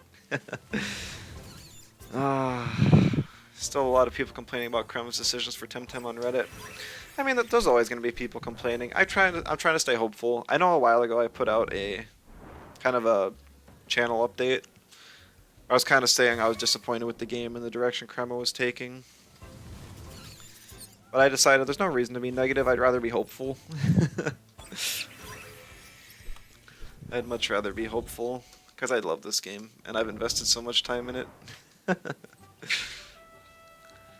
But I completely understand people's qualms with it. Temtem, best Mon tamer out there for competitive scene. 100% agree. 100%. I'd almost say that Cassette Beast could give them a run for their money, but the fact that their version of Shinies actually changes type adds just, and then there's also the variation in how strong techniques are based on complete luck. Just like getting the special stat rolls. For those who don't know, Cassette Beasts, their move system, they call them stickers. So every monster in that game, you can add or remove stickers. They're kind of like the equivalent of TMs or ETCs, but you can remove them from every monster and then place them on any other monster that can learn the move. And then sometimes you'll get one that has increased stats. Like it'll be like this move does 12% extra damage, or this move has a chance of activating at the start of battle. So while that's a great concept and super cool for PvE, if there was any sort of PvP, it could end up just being a grind session to get the good ones, and does your opponent have better ones than you do, which would feel kind of bad.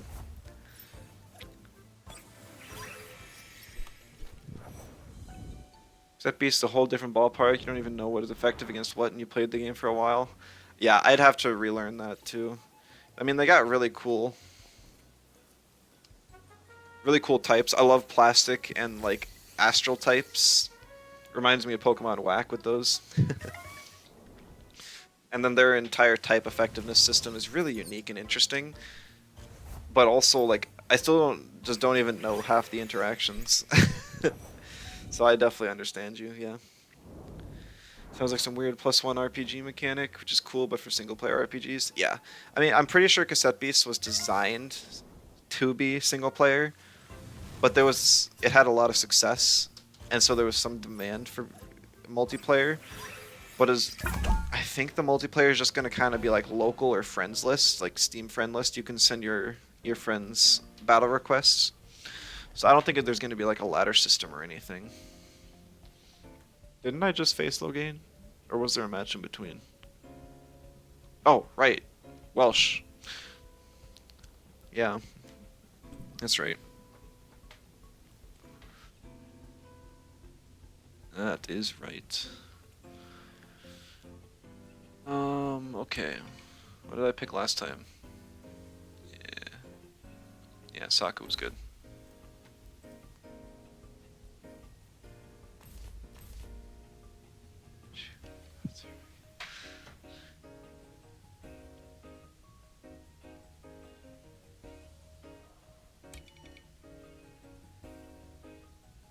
This is more what I was expecting.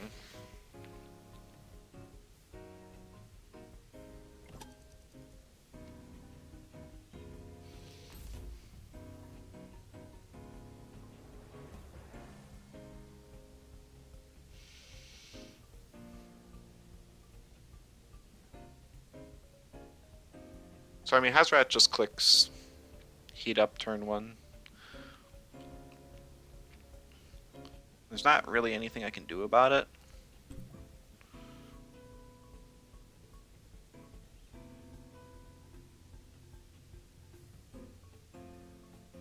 He bans Scaravolt, so I can't pick... Well, first of all, Scaravolt's really good into Hazrat. Would finish it off. But also so I can't ban Volphy and then screw him over that way. Gario's not going to be great against 2 Waters and Volphy. Tuvine is pretty good.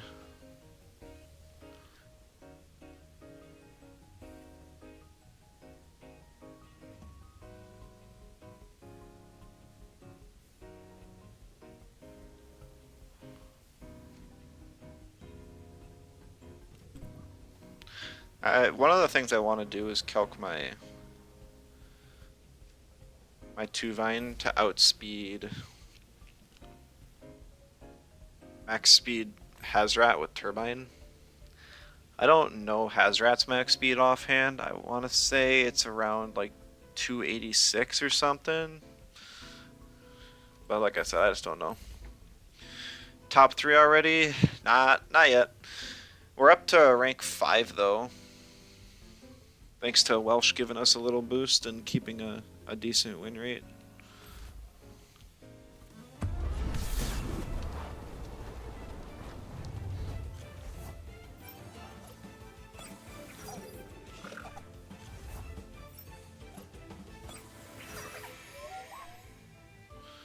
Marvel's Chip's nice.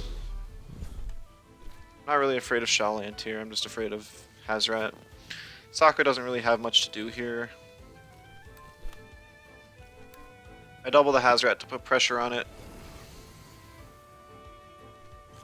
Azuma. Not what I was expecting.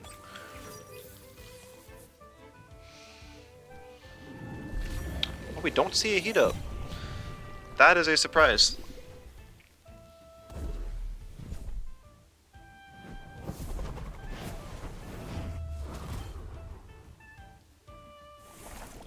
$476 minus 294 was 182. It's not a fast strat, it's a slow 2-2. You've been missing out on an hour and a half of content. I'm sorry, Lord Weaver. Don't worry, it'll all be on YouTube eventually. I'm actually a little behind on uploads because YouTube doesn't like me uploading more than once a day.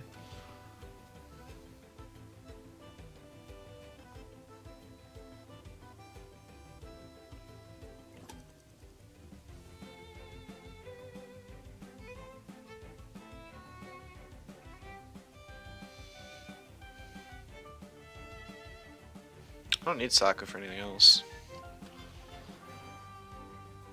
Really don't.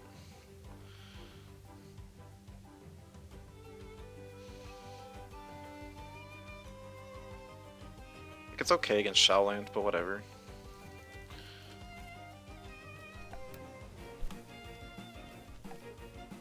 He stayed in.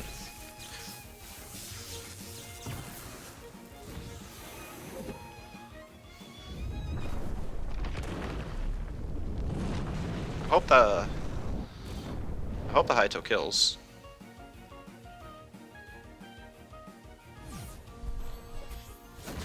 Ah, that sucks. Should have frond whipped the Gazuma. Now I'm at a big disadvantage. Nope, nope, nope, we're still good. We are still good.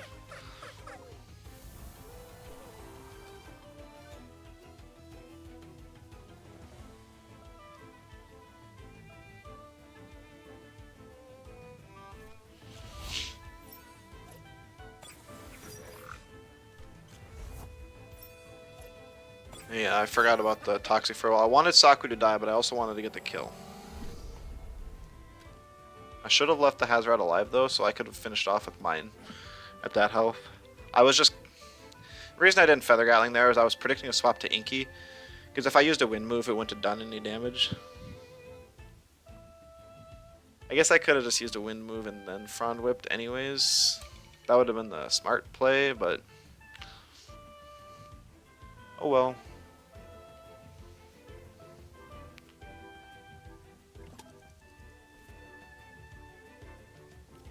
So Hazrat's kind of in trouble. He's got to eat a tornado here, and I don't think I have enough. Maybe I have enough. I don't think I do, though.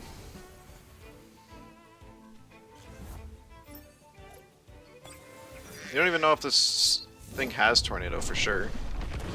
Because it used Tesla Prison all game last time. If he gets a Tesla Prison on my side pad, I might be screwed. Hurricane? That's fine.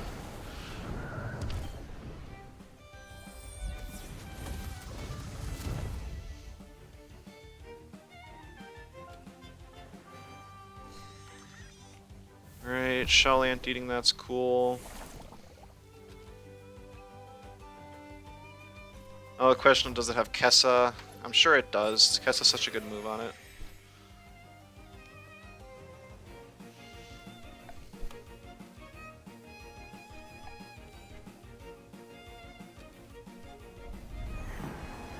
Tornado from the Gazuma. That's smart.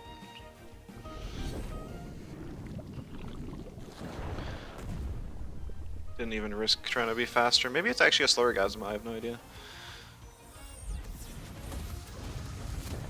Oh, wait a second, where's the Venom spread?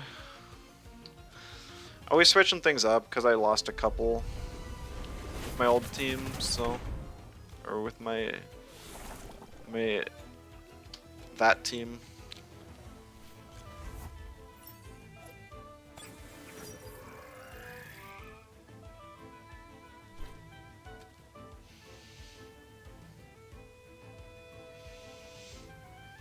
Alright, well, we are now at the point where I have to predict if he stays in on Inky or if he swaps.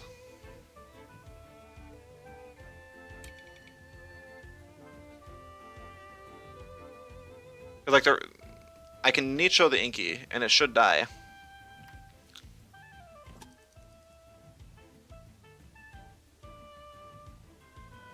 But I could also Venomous Claws the Shoutland, and then Feather Gatling the Inky slot.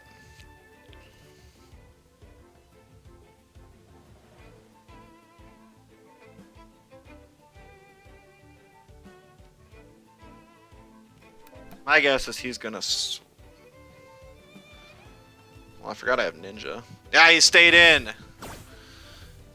It's literally a 50-50, and I just don't know which one he's gonna pick. Because, like, I literally kill the Inky with Nicho. I always do. He doesn't go for the... Okay. Well, he's trolling just as much as I am. Because, yeah. That's so weird.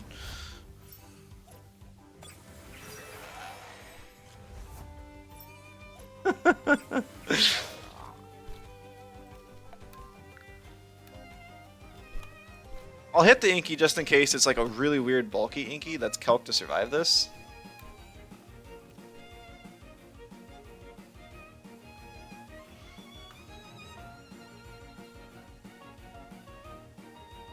I guess I actually don't have max attack on Psypad. It could survive if it's got some bulk in it.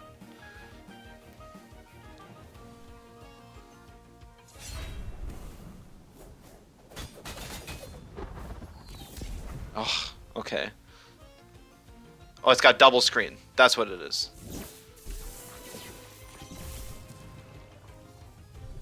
Yeah.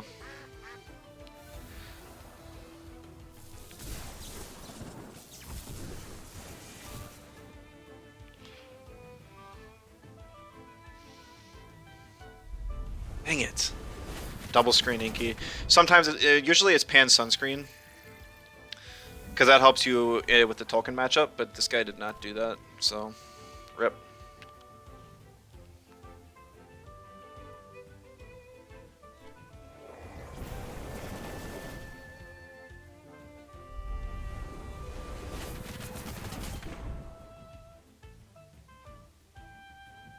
Maybe my 0 speed 2 Vine outspeeds this Platimus? Yeah. Had I guessed right on the... Well... I guess even if I Nicho'd the Inky, it wouldn't have killed. earlier. So yeah, that was just the fact that it was double screen Inky made it so I died. And the fact that I didn't have any speed in my 2-vine hurt. So that's why I gotta respread some of this stuff. I mean, besides the fact that my team code's out there for anyone to use, I'll switch back to my Venom spread or high damage core for a couple more games and call it a day.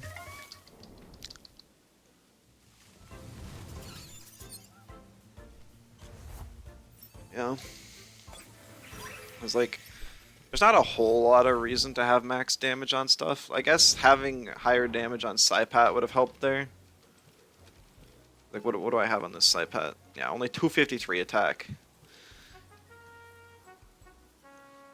My Psypat on this team has more attack, and this would have killed. So it's just, that's kind of what you sacrifice, having more bulk. So like, yeah, my 2-vine can live that T-strike, but it gets outsped by normal Prio Platamus, and the Platamus has enough bulk to survive. And while it didn't have enough damage to kill me either, it won because it outsped.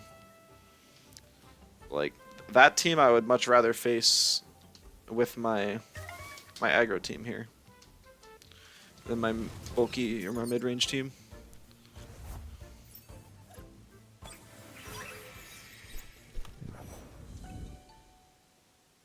I guess you could almost say that I made this hyper aggro team for that reason, where I was sick of losing to slightly faster mid-range teams and stall with my MSI team, and so this team is made specifically to counter those because I started encountering them too much.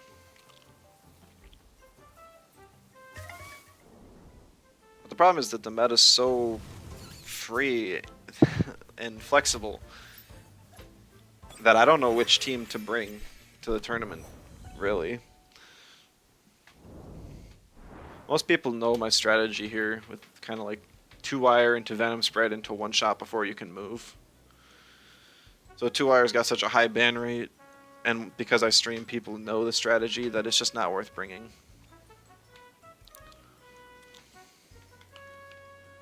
Or not worth running that combo because people are prepared for it. I mean, even so, I'll still run into people who don't know that I've got like max speed on Grumper and Broccolum. Faced Allie yesterday and she didn't know.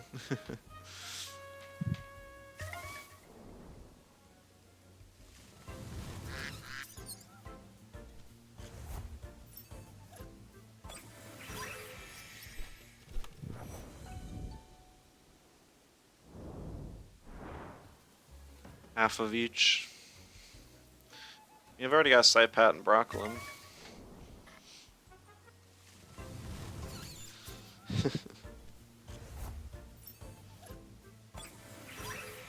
I don't know. I mean, it's nice to have two teams that feel good, largely, this patch. But at the same time, knowing that each has losing matchups, there's nothing I can do anything about, feels bad. Dream recurs providing content, but opponents take advantage of it. I know.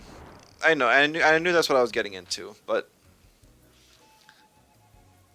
if I can increase the duration of my enjoyment by helping you guys and enjoy the game more, by helping the game survive longer, I would absolutely take that over honestly a low chance of prize money.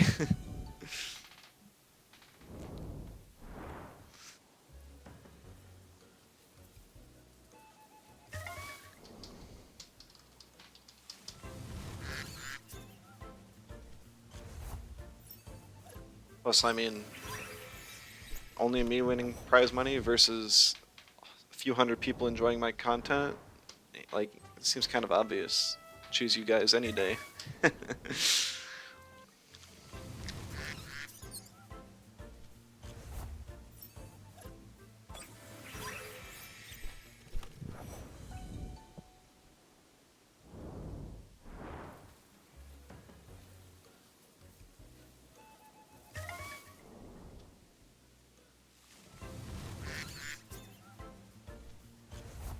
Big queue up again, right?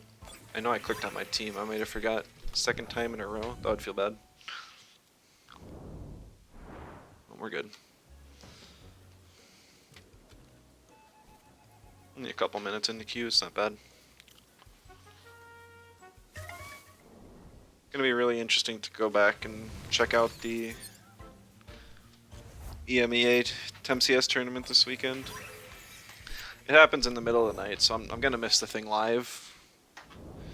But I'm excited to see the kind of teams people bring and who wins. Be a lot of good competition.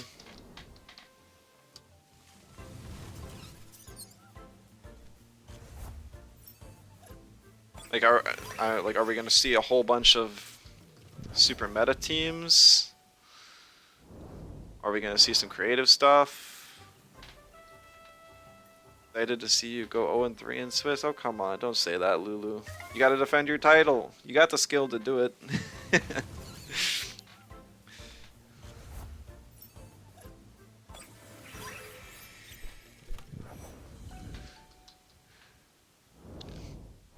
Gonna be a lot of reading. Like when you pit a whole bunch of top ranked players against each other, just who reads correctly. Your prep is awful. You had very little motivation. That's unfortunate, but understandable. I've had so much time to prep, but it doesn't really feel like it's helped much, so you probably didn't miss out on much.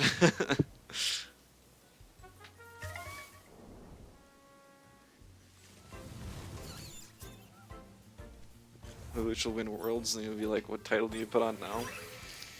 Did you get a title for MSI? I thought it was just Worlds that had the title, but could be wrong.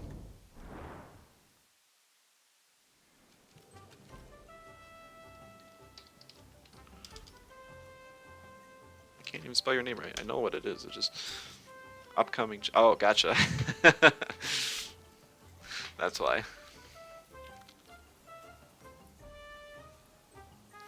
Yeah, I think I still got Alpha Citizen, just because it's kind of a more exclusive title from playing back in the Alpha. Not one you see too often nowadays. You can't get it anymore.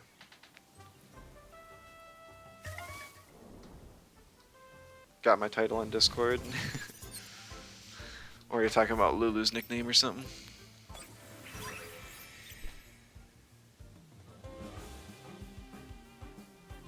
Lulu, I would have to scroll through and find a message from him. I don't know. We found a match. So, yeah, I said we're going back to this team. We'll try it again. What a noob.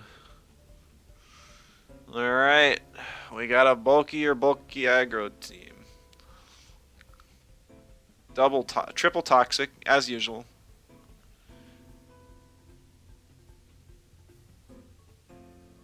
Maybe it's time to bring back the mono wind. We'll just call back Tahoe and Laddie, Dinkelberg, whatever other names he's gone by. And we'll have him play Super Wind and try and scare off all these toxics.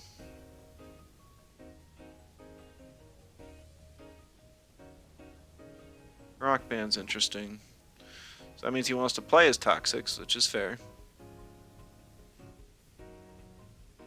I really don't want to deal with Nox. I think I can manage the others.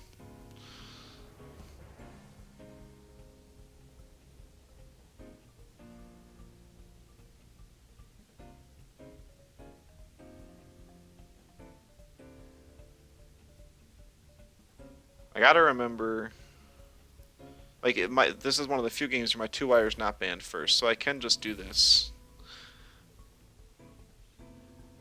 But I have to remember I can't push off the nullified from the Toxics, Mulgu, or probably the Turok either. So I'm probably not going to risk clicking Venom Spread. I'm just going to click Microwaves, but it's still a really strong combo. And if I do get the Toxic Ticks, it's just extra damage anyways.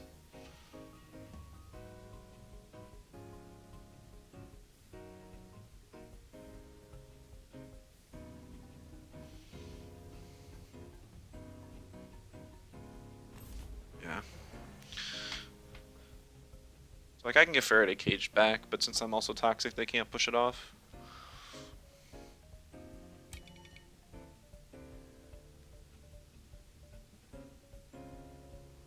Saku's gonna not be fun because I'm gonna have to sacrifice Chromion on the lead, and Orphle could have gotten banned.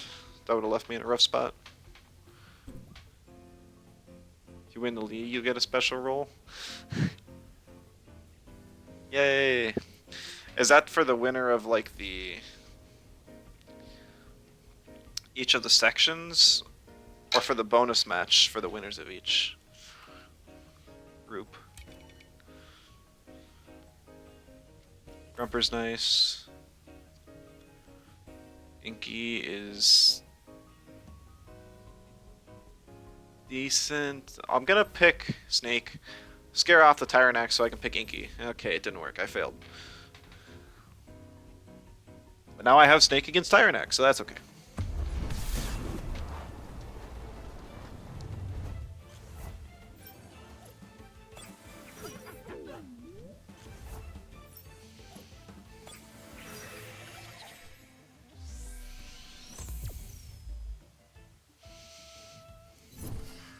Gotta love marbles. Isn't that right, everyone? Please nerf. I'm gonna snake this. Yeah, I mean... So if it's an Intimidator Tyrannac with significant bulk, I think it's like a trade Tyrannac for Orphle, essentially. Because Embers just does like just over 50%. Okay, Embers probably does more. That was from Teakles that I learned that. We'll hit the Mulgu just in case it's not Splitter. I guess I could have Rotten Good so I could Binary Flood next turn. No, I couldn't because it's still Splitter, yeah. It's just I can't apply any status to it.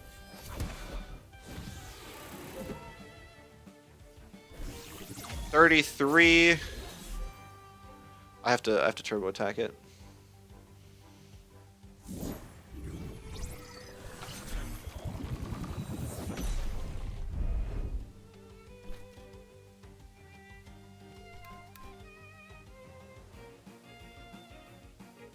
I guess I could like turbine and save turbo attack for next turn. No, I couldn't because Faraday Cage was. Yeah, sad.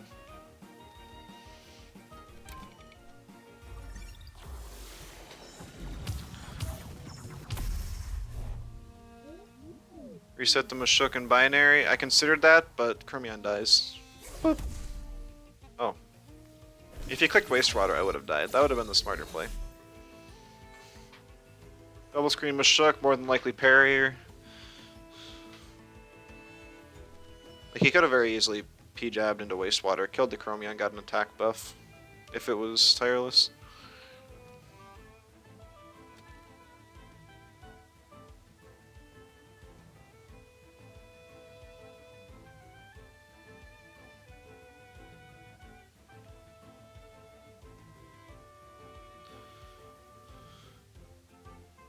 I mean, if Tyrannac comes in, or Yowler, I just Faraday Cage and then Venom Spread for fun.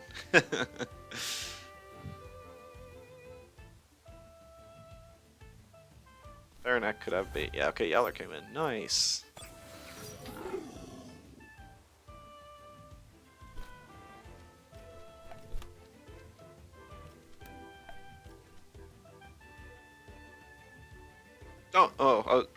It's not gonna work. I have isolated.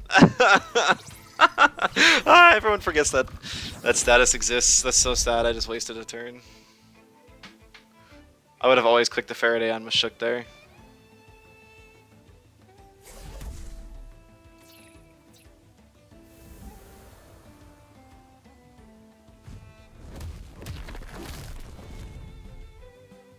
Comebacker Yowler too.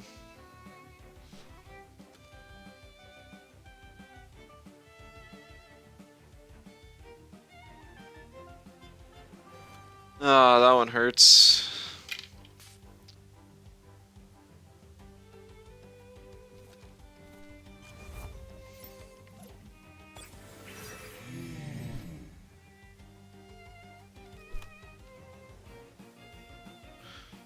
The Yowler's still got nut bar, which also sucks.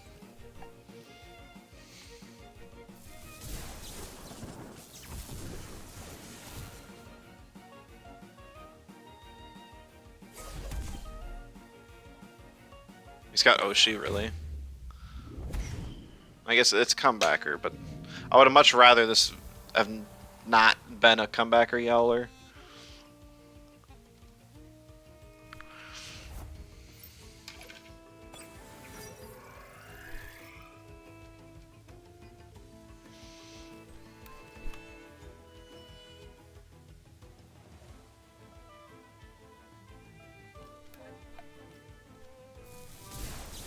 Now I need this turbo attack to kill them with Shook, because if it doesn't, I just kind of lose.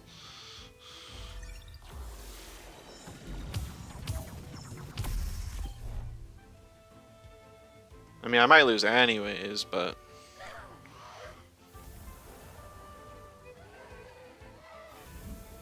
I can at least pretend I don't.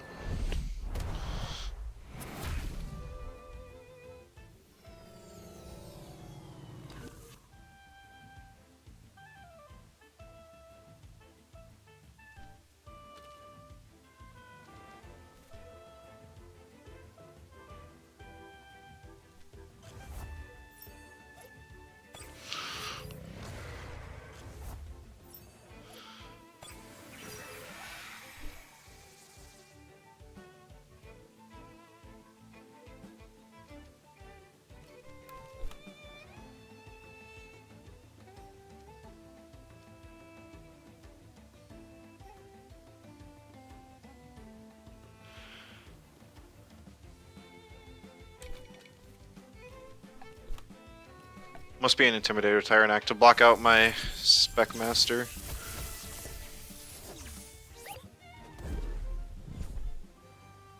Yeah.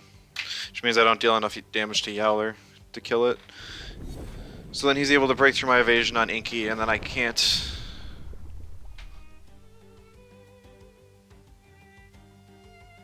kill the Yowl, yeah. GG.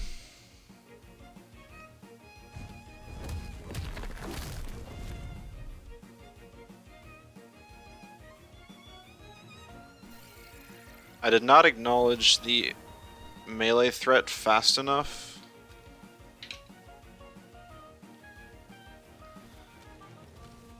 I did not know that that Yowler was comebacker either. What did I ban in the second round? It was another nature, I think. Should have banned the Tyrannac though. Tyrannac is really bad for my team. So much of it revolves around traits, and not being able to use those traits hurts. Not to mention it completely walls Inky. Inky's offensive type is actually trash. Gets resisted by so much. But that's why it has such a strong trait, it can get away with it.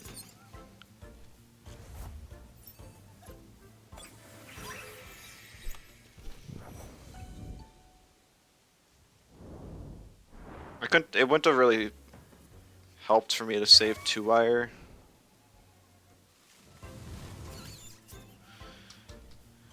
If Grumper would have lived, that would have helped significantly.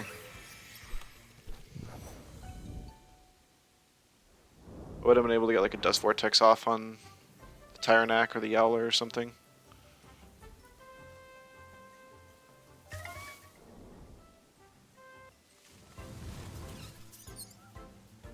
Could have binary flooded because he used Uppercut instead of Wastewater, punished him for that.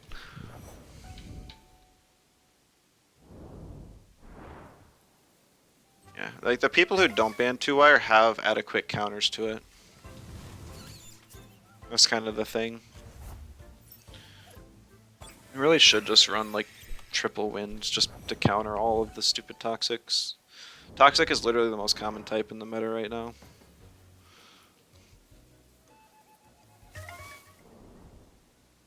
What's a good 2-wire counter? Anything that prevents 2-wire from applying both of its statuses. So toxic types, splitter, camo, bait.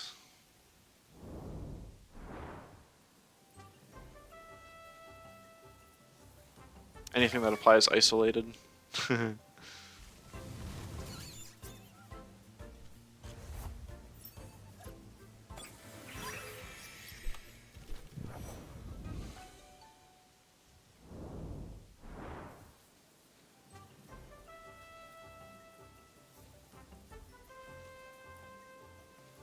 because that turn when I clicked the Faraday Venom spread, I could have actually just swapped to one of my electrics to get harmful synergy. No, I couldn't have. I still couldn't have gotten harmful synergy. Yeah, no, that was just. I didn't think about getting isolated actually ruins the strat completely. It kind of just kills Chromion because I don't have enough speed on it. There's not a whole lot of moves that do that. You got like Deluge, Faraday Cage, Defibrillate, kind of the main ones. Not a lot of people run Darkness. Token. That's right. I usually ban Munkos, but Token is technically an option. Alright, we got a match against Ali. And she has to ban Saipat. Okay, no Saipat. I think Saipat's really good here now that Volfi's gone. I know from last time that I fought her that this is not a spreader 2Kai, it is Hydrologist.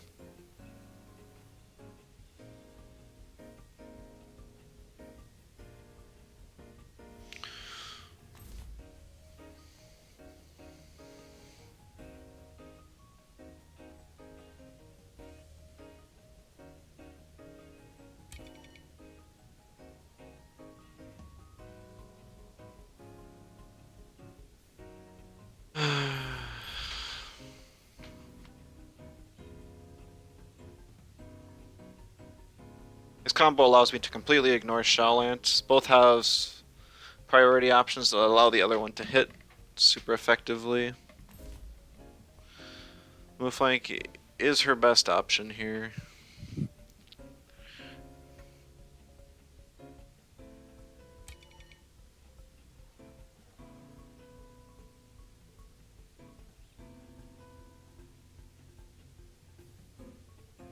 Shawlant really got punished hard. Well, it's like the rest of her team is just really weak to this combo. But she's kind of forced to ban the 2-wire because she doesn't have counters to it. And I just pull what I meant to do last game.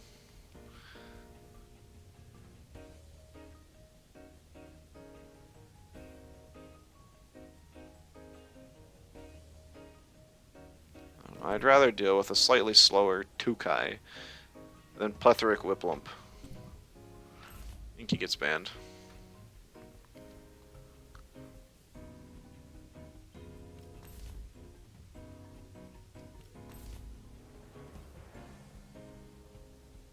Okay.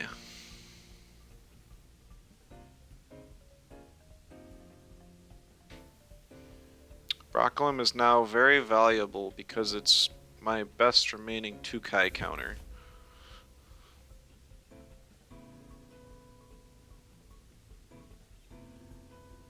No Drakash picked up, so Saipat has less use.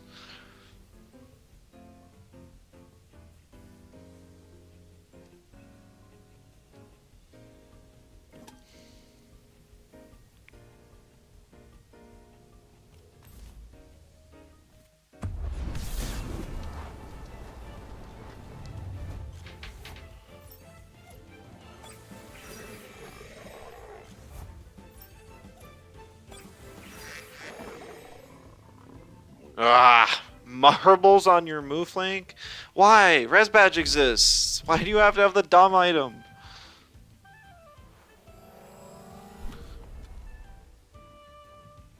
I hate marbles so much.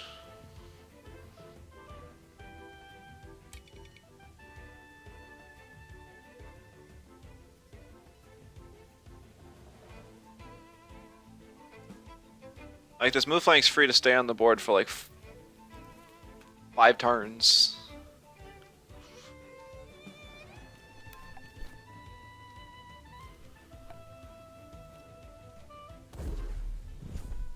Res badge on Valash. I mean, it's not unheard of or anything. Tenderness is actually kind of nice for me. Broccolum not taking damage? Tasty.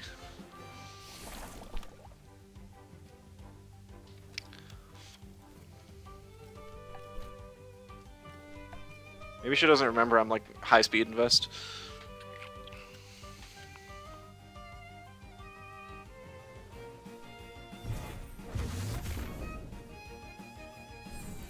This is the support move flank.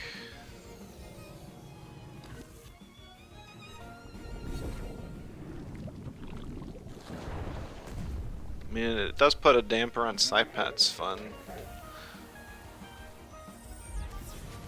If I knew that was the case, I would have 100% grabbed the Turok instead of the Chromion. Age Tenderness. See, that's so... I guess that explains why it has marbles. I don't know, it still seems like a really weird choice to me. But because of marbles, my stand rotations are messed up, and I can't stay on the... I'm gonna OX if I stay another turn, so mega sucks.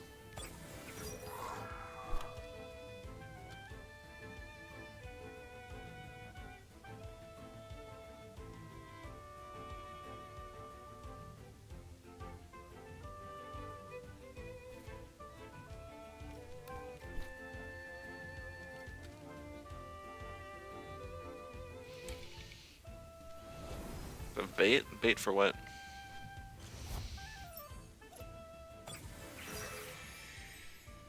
And she could have swapped in 2Kai to get Crystal Dust synergy to outspeed my Psypad if it's a high speed invest Valash, which it looks like it is.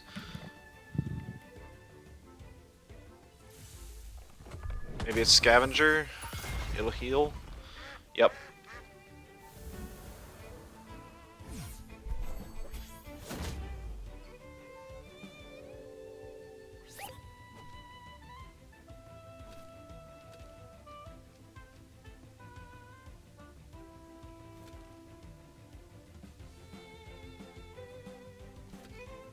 Orphil's last good board, so...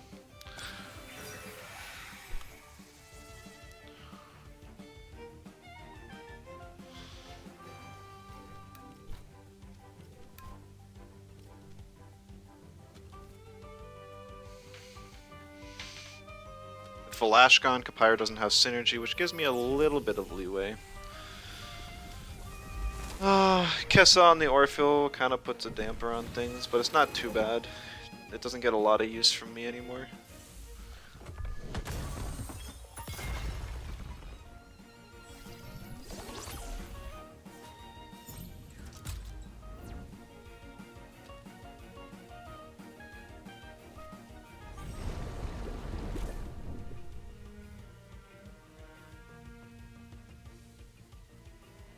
Pyre 100% outspeeds and kills now, though.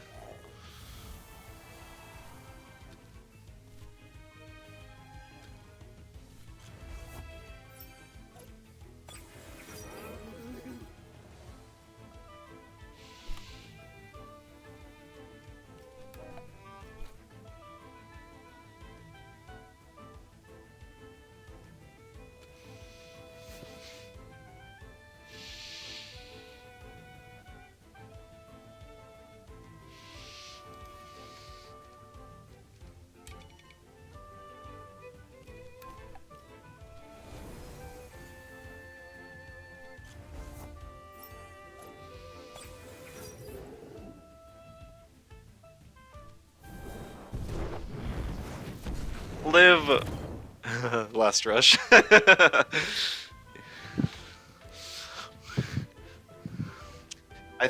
Yeah. If it wasn't last rush or fire chip, I think it would have been close.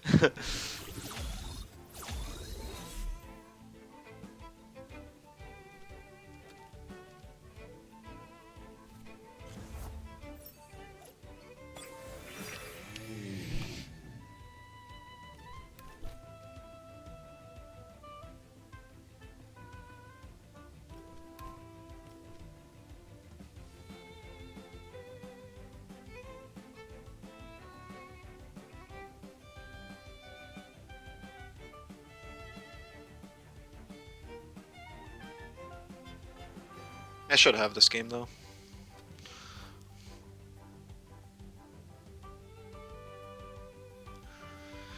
I don't think I was commentating much, I was just too busy trying to think of what to do in this game.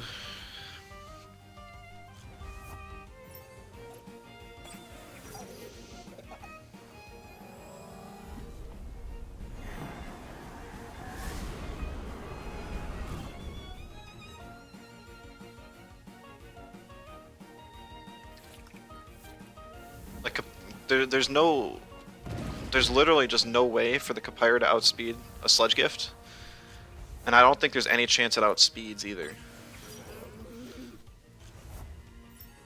Or this should just be good. I'll Plague just in case. Should always die, but I'd rather be safe.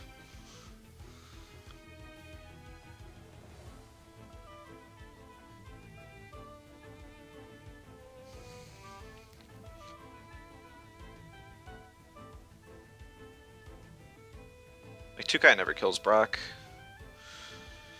especially since it's too busy dealing with Grumper the whole time.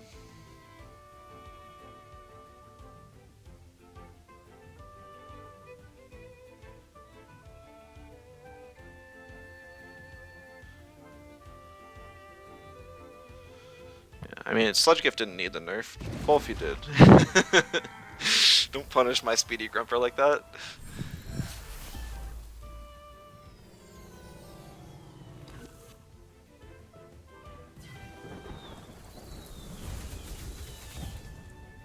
I mean, Grumper dies to that, but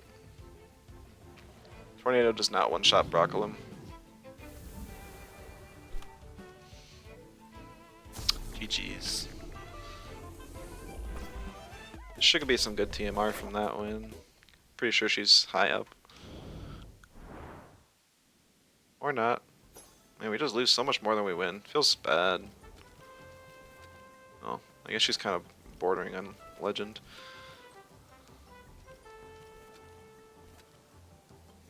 Well, we'll play one more.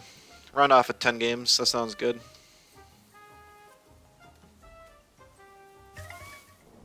Though I think I actually counted the forfeit today. Don't normally do that, but whatever. Let's see if we can end off the day on a win. Maybe get back up to 5th place, otherwise we'll kind of be at maybe even a net loss. Grazy stall team? Okay. Okay, I'm glad I chose this one. Nature bad. Nature bad.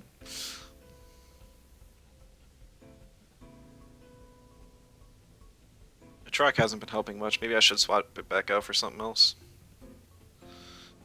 Don't know what though. I could swap a Showlamp back in. Just to have threatening leads. It never did anything, but like, oh no, Showlant, scary. Must ban so 2-wire lives. That's how it always seemed to go, at least. But that was also early on, before people started figuring out my team. Orphill ban. That makes sense, but it's just very uncommon.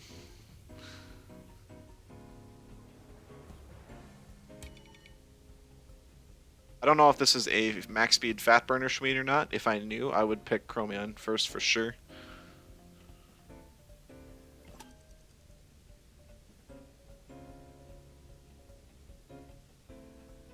I think it's still a solid pick though.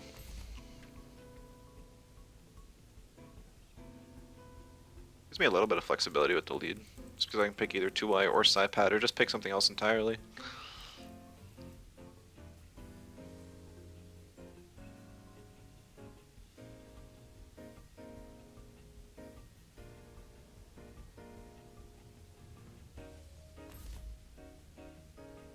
Okay.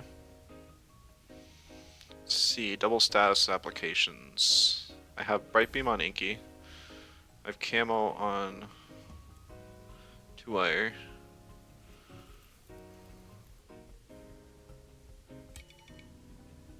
Like, if this is a speedy Schween, it can protect itself, which sucks.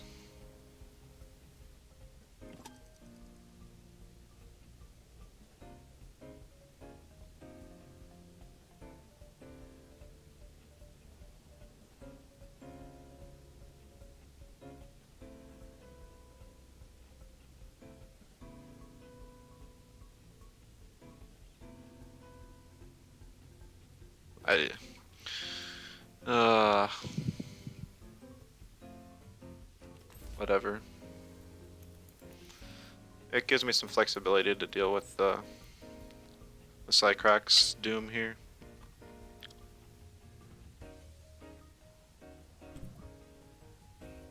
Inky Ban makes sense. I think I just banned the Ninja here.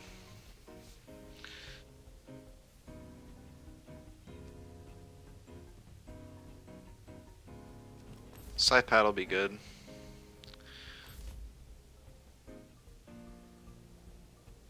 If I can get to an endgame with Cower and Psypat, this should be good. I don't know if this is Fright Knack or Intimidator Knack. There's really no point in bringing Fright Knack on stall teams anymore because Extinction doesn't actually block opposing talismans.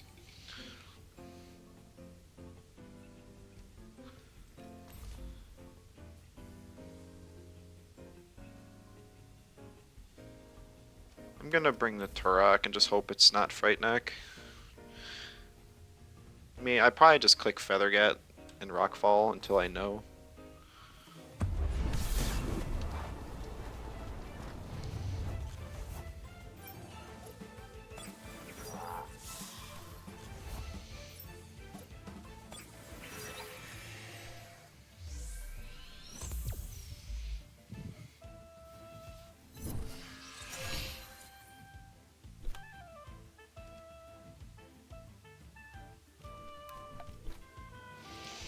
Not gonna risk the Venom spread. I can always do it turn 2 if it works out. Gotta kill the Schween though, so I can't scale for Yowler.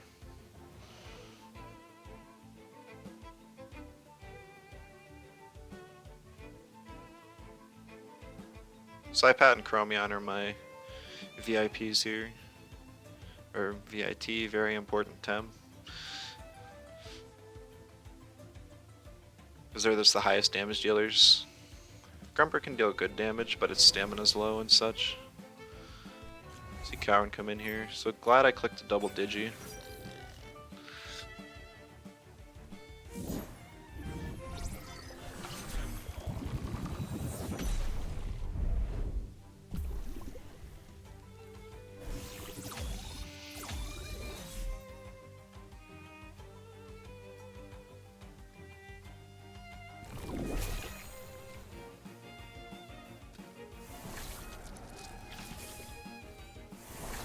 I've reset on 2 wire, so I'm not worried about the Doom.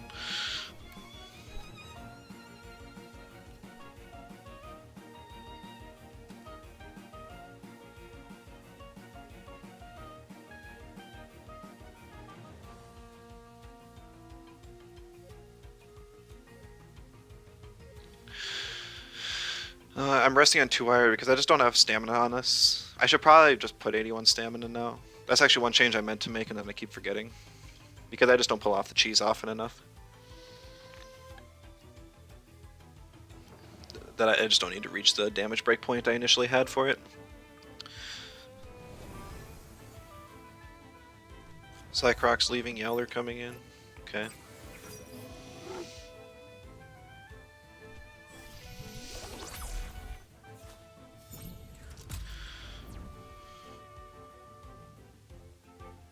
I think after resetting my Chromion, I might just forfeit.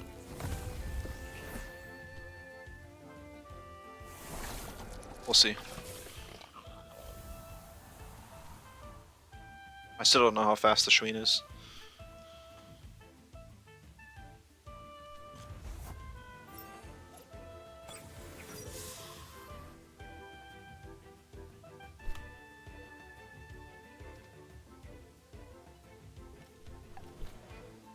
I guess I could just turbo attack microwaves.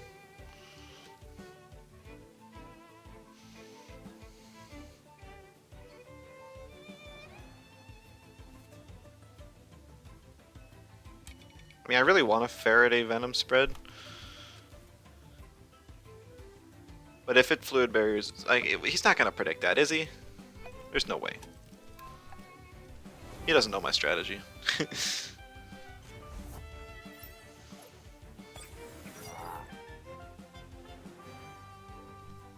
He's not faster. He's not faster.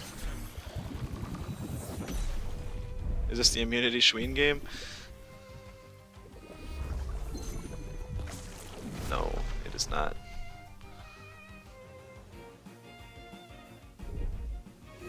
Non-synergy water cannon on the 2-wire.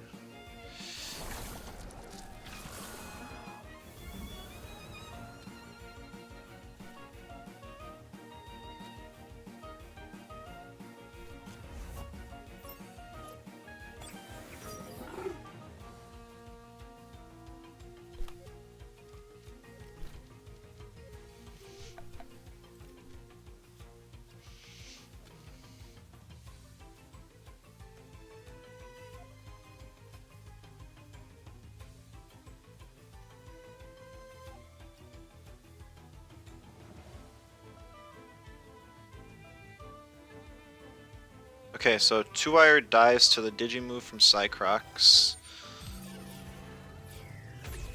And then I bring in Psypat and then Toxic Ink and Venom Spread the Yowler.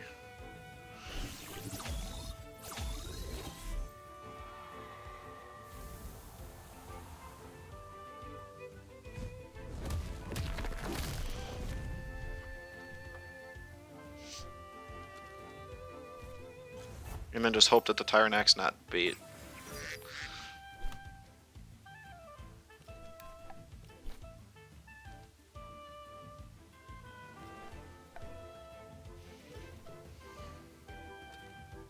I don't have to really be afraid of Cycrox because both Grumper and Turok in the back deal with it. That's why I'm ignoring it right now and going for full damage on the Yowler. Has to be Talisman? You'd imagine so.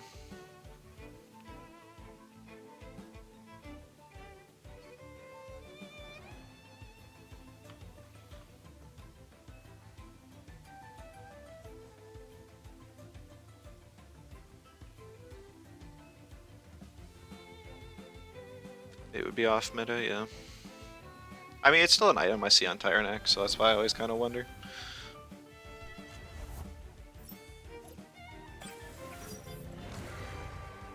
It's frightening, so it doesn't get the marbles.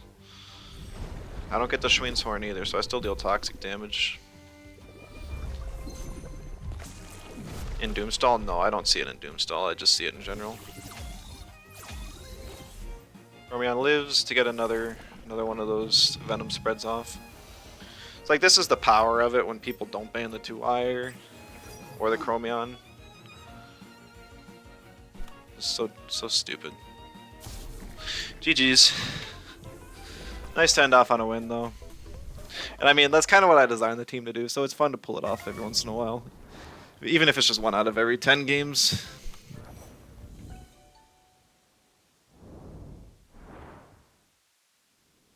No promo. That's so sad. I was hoping to end off in 5, so we actually had an improvement at the end of the day.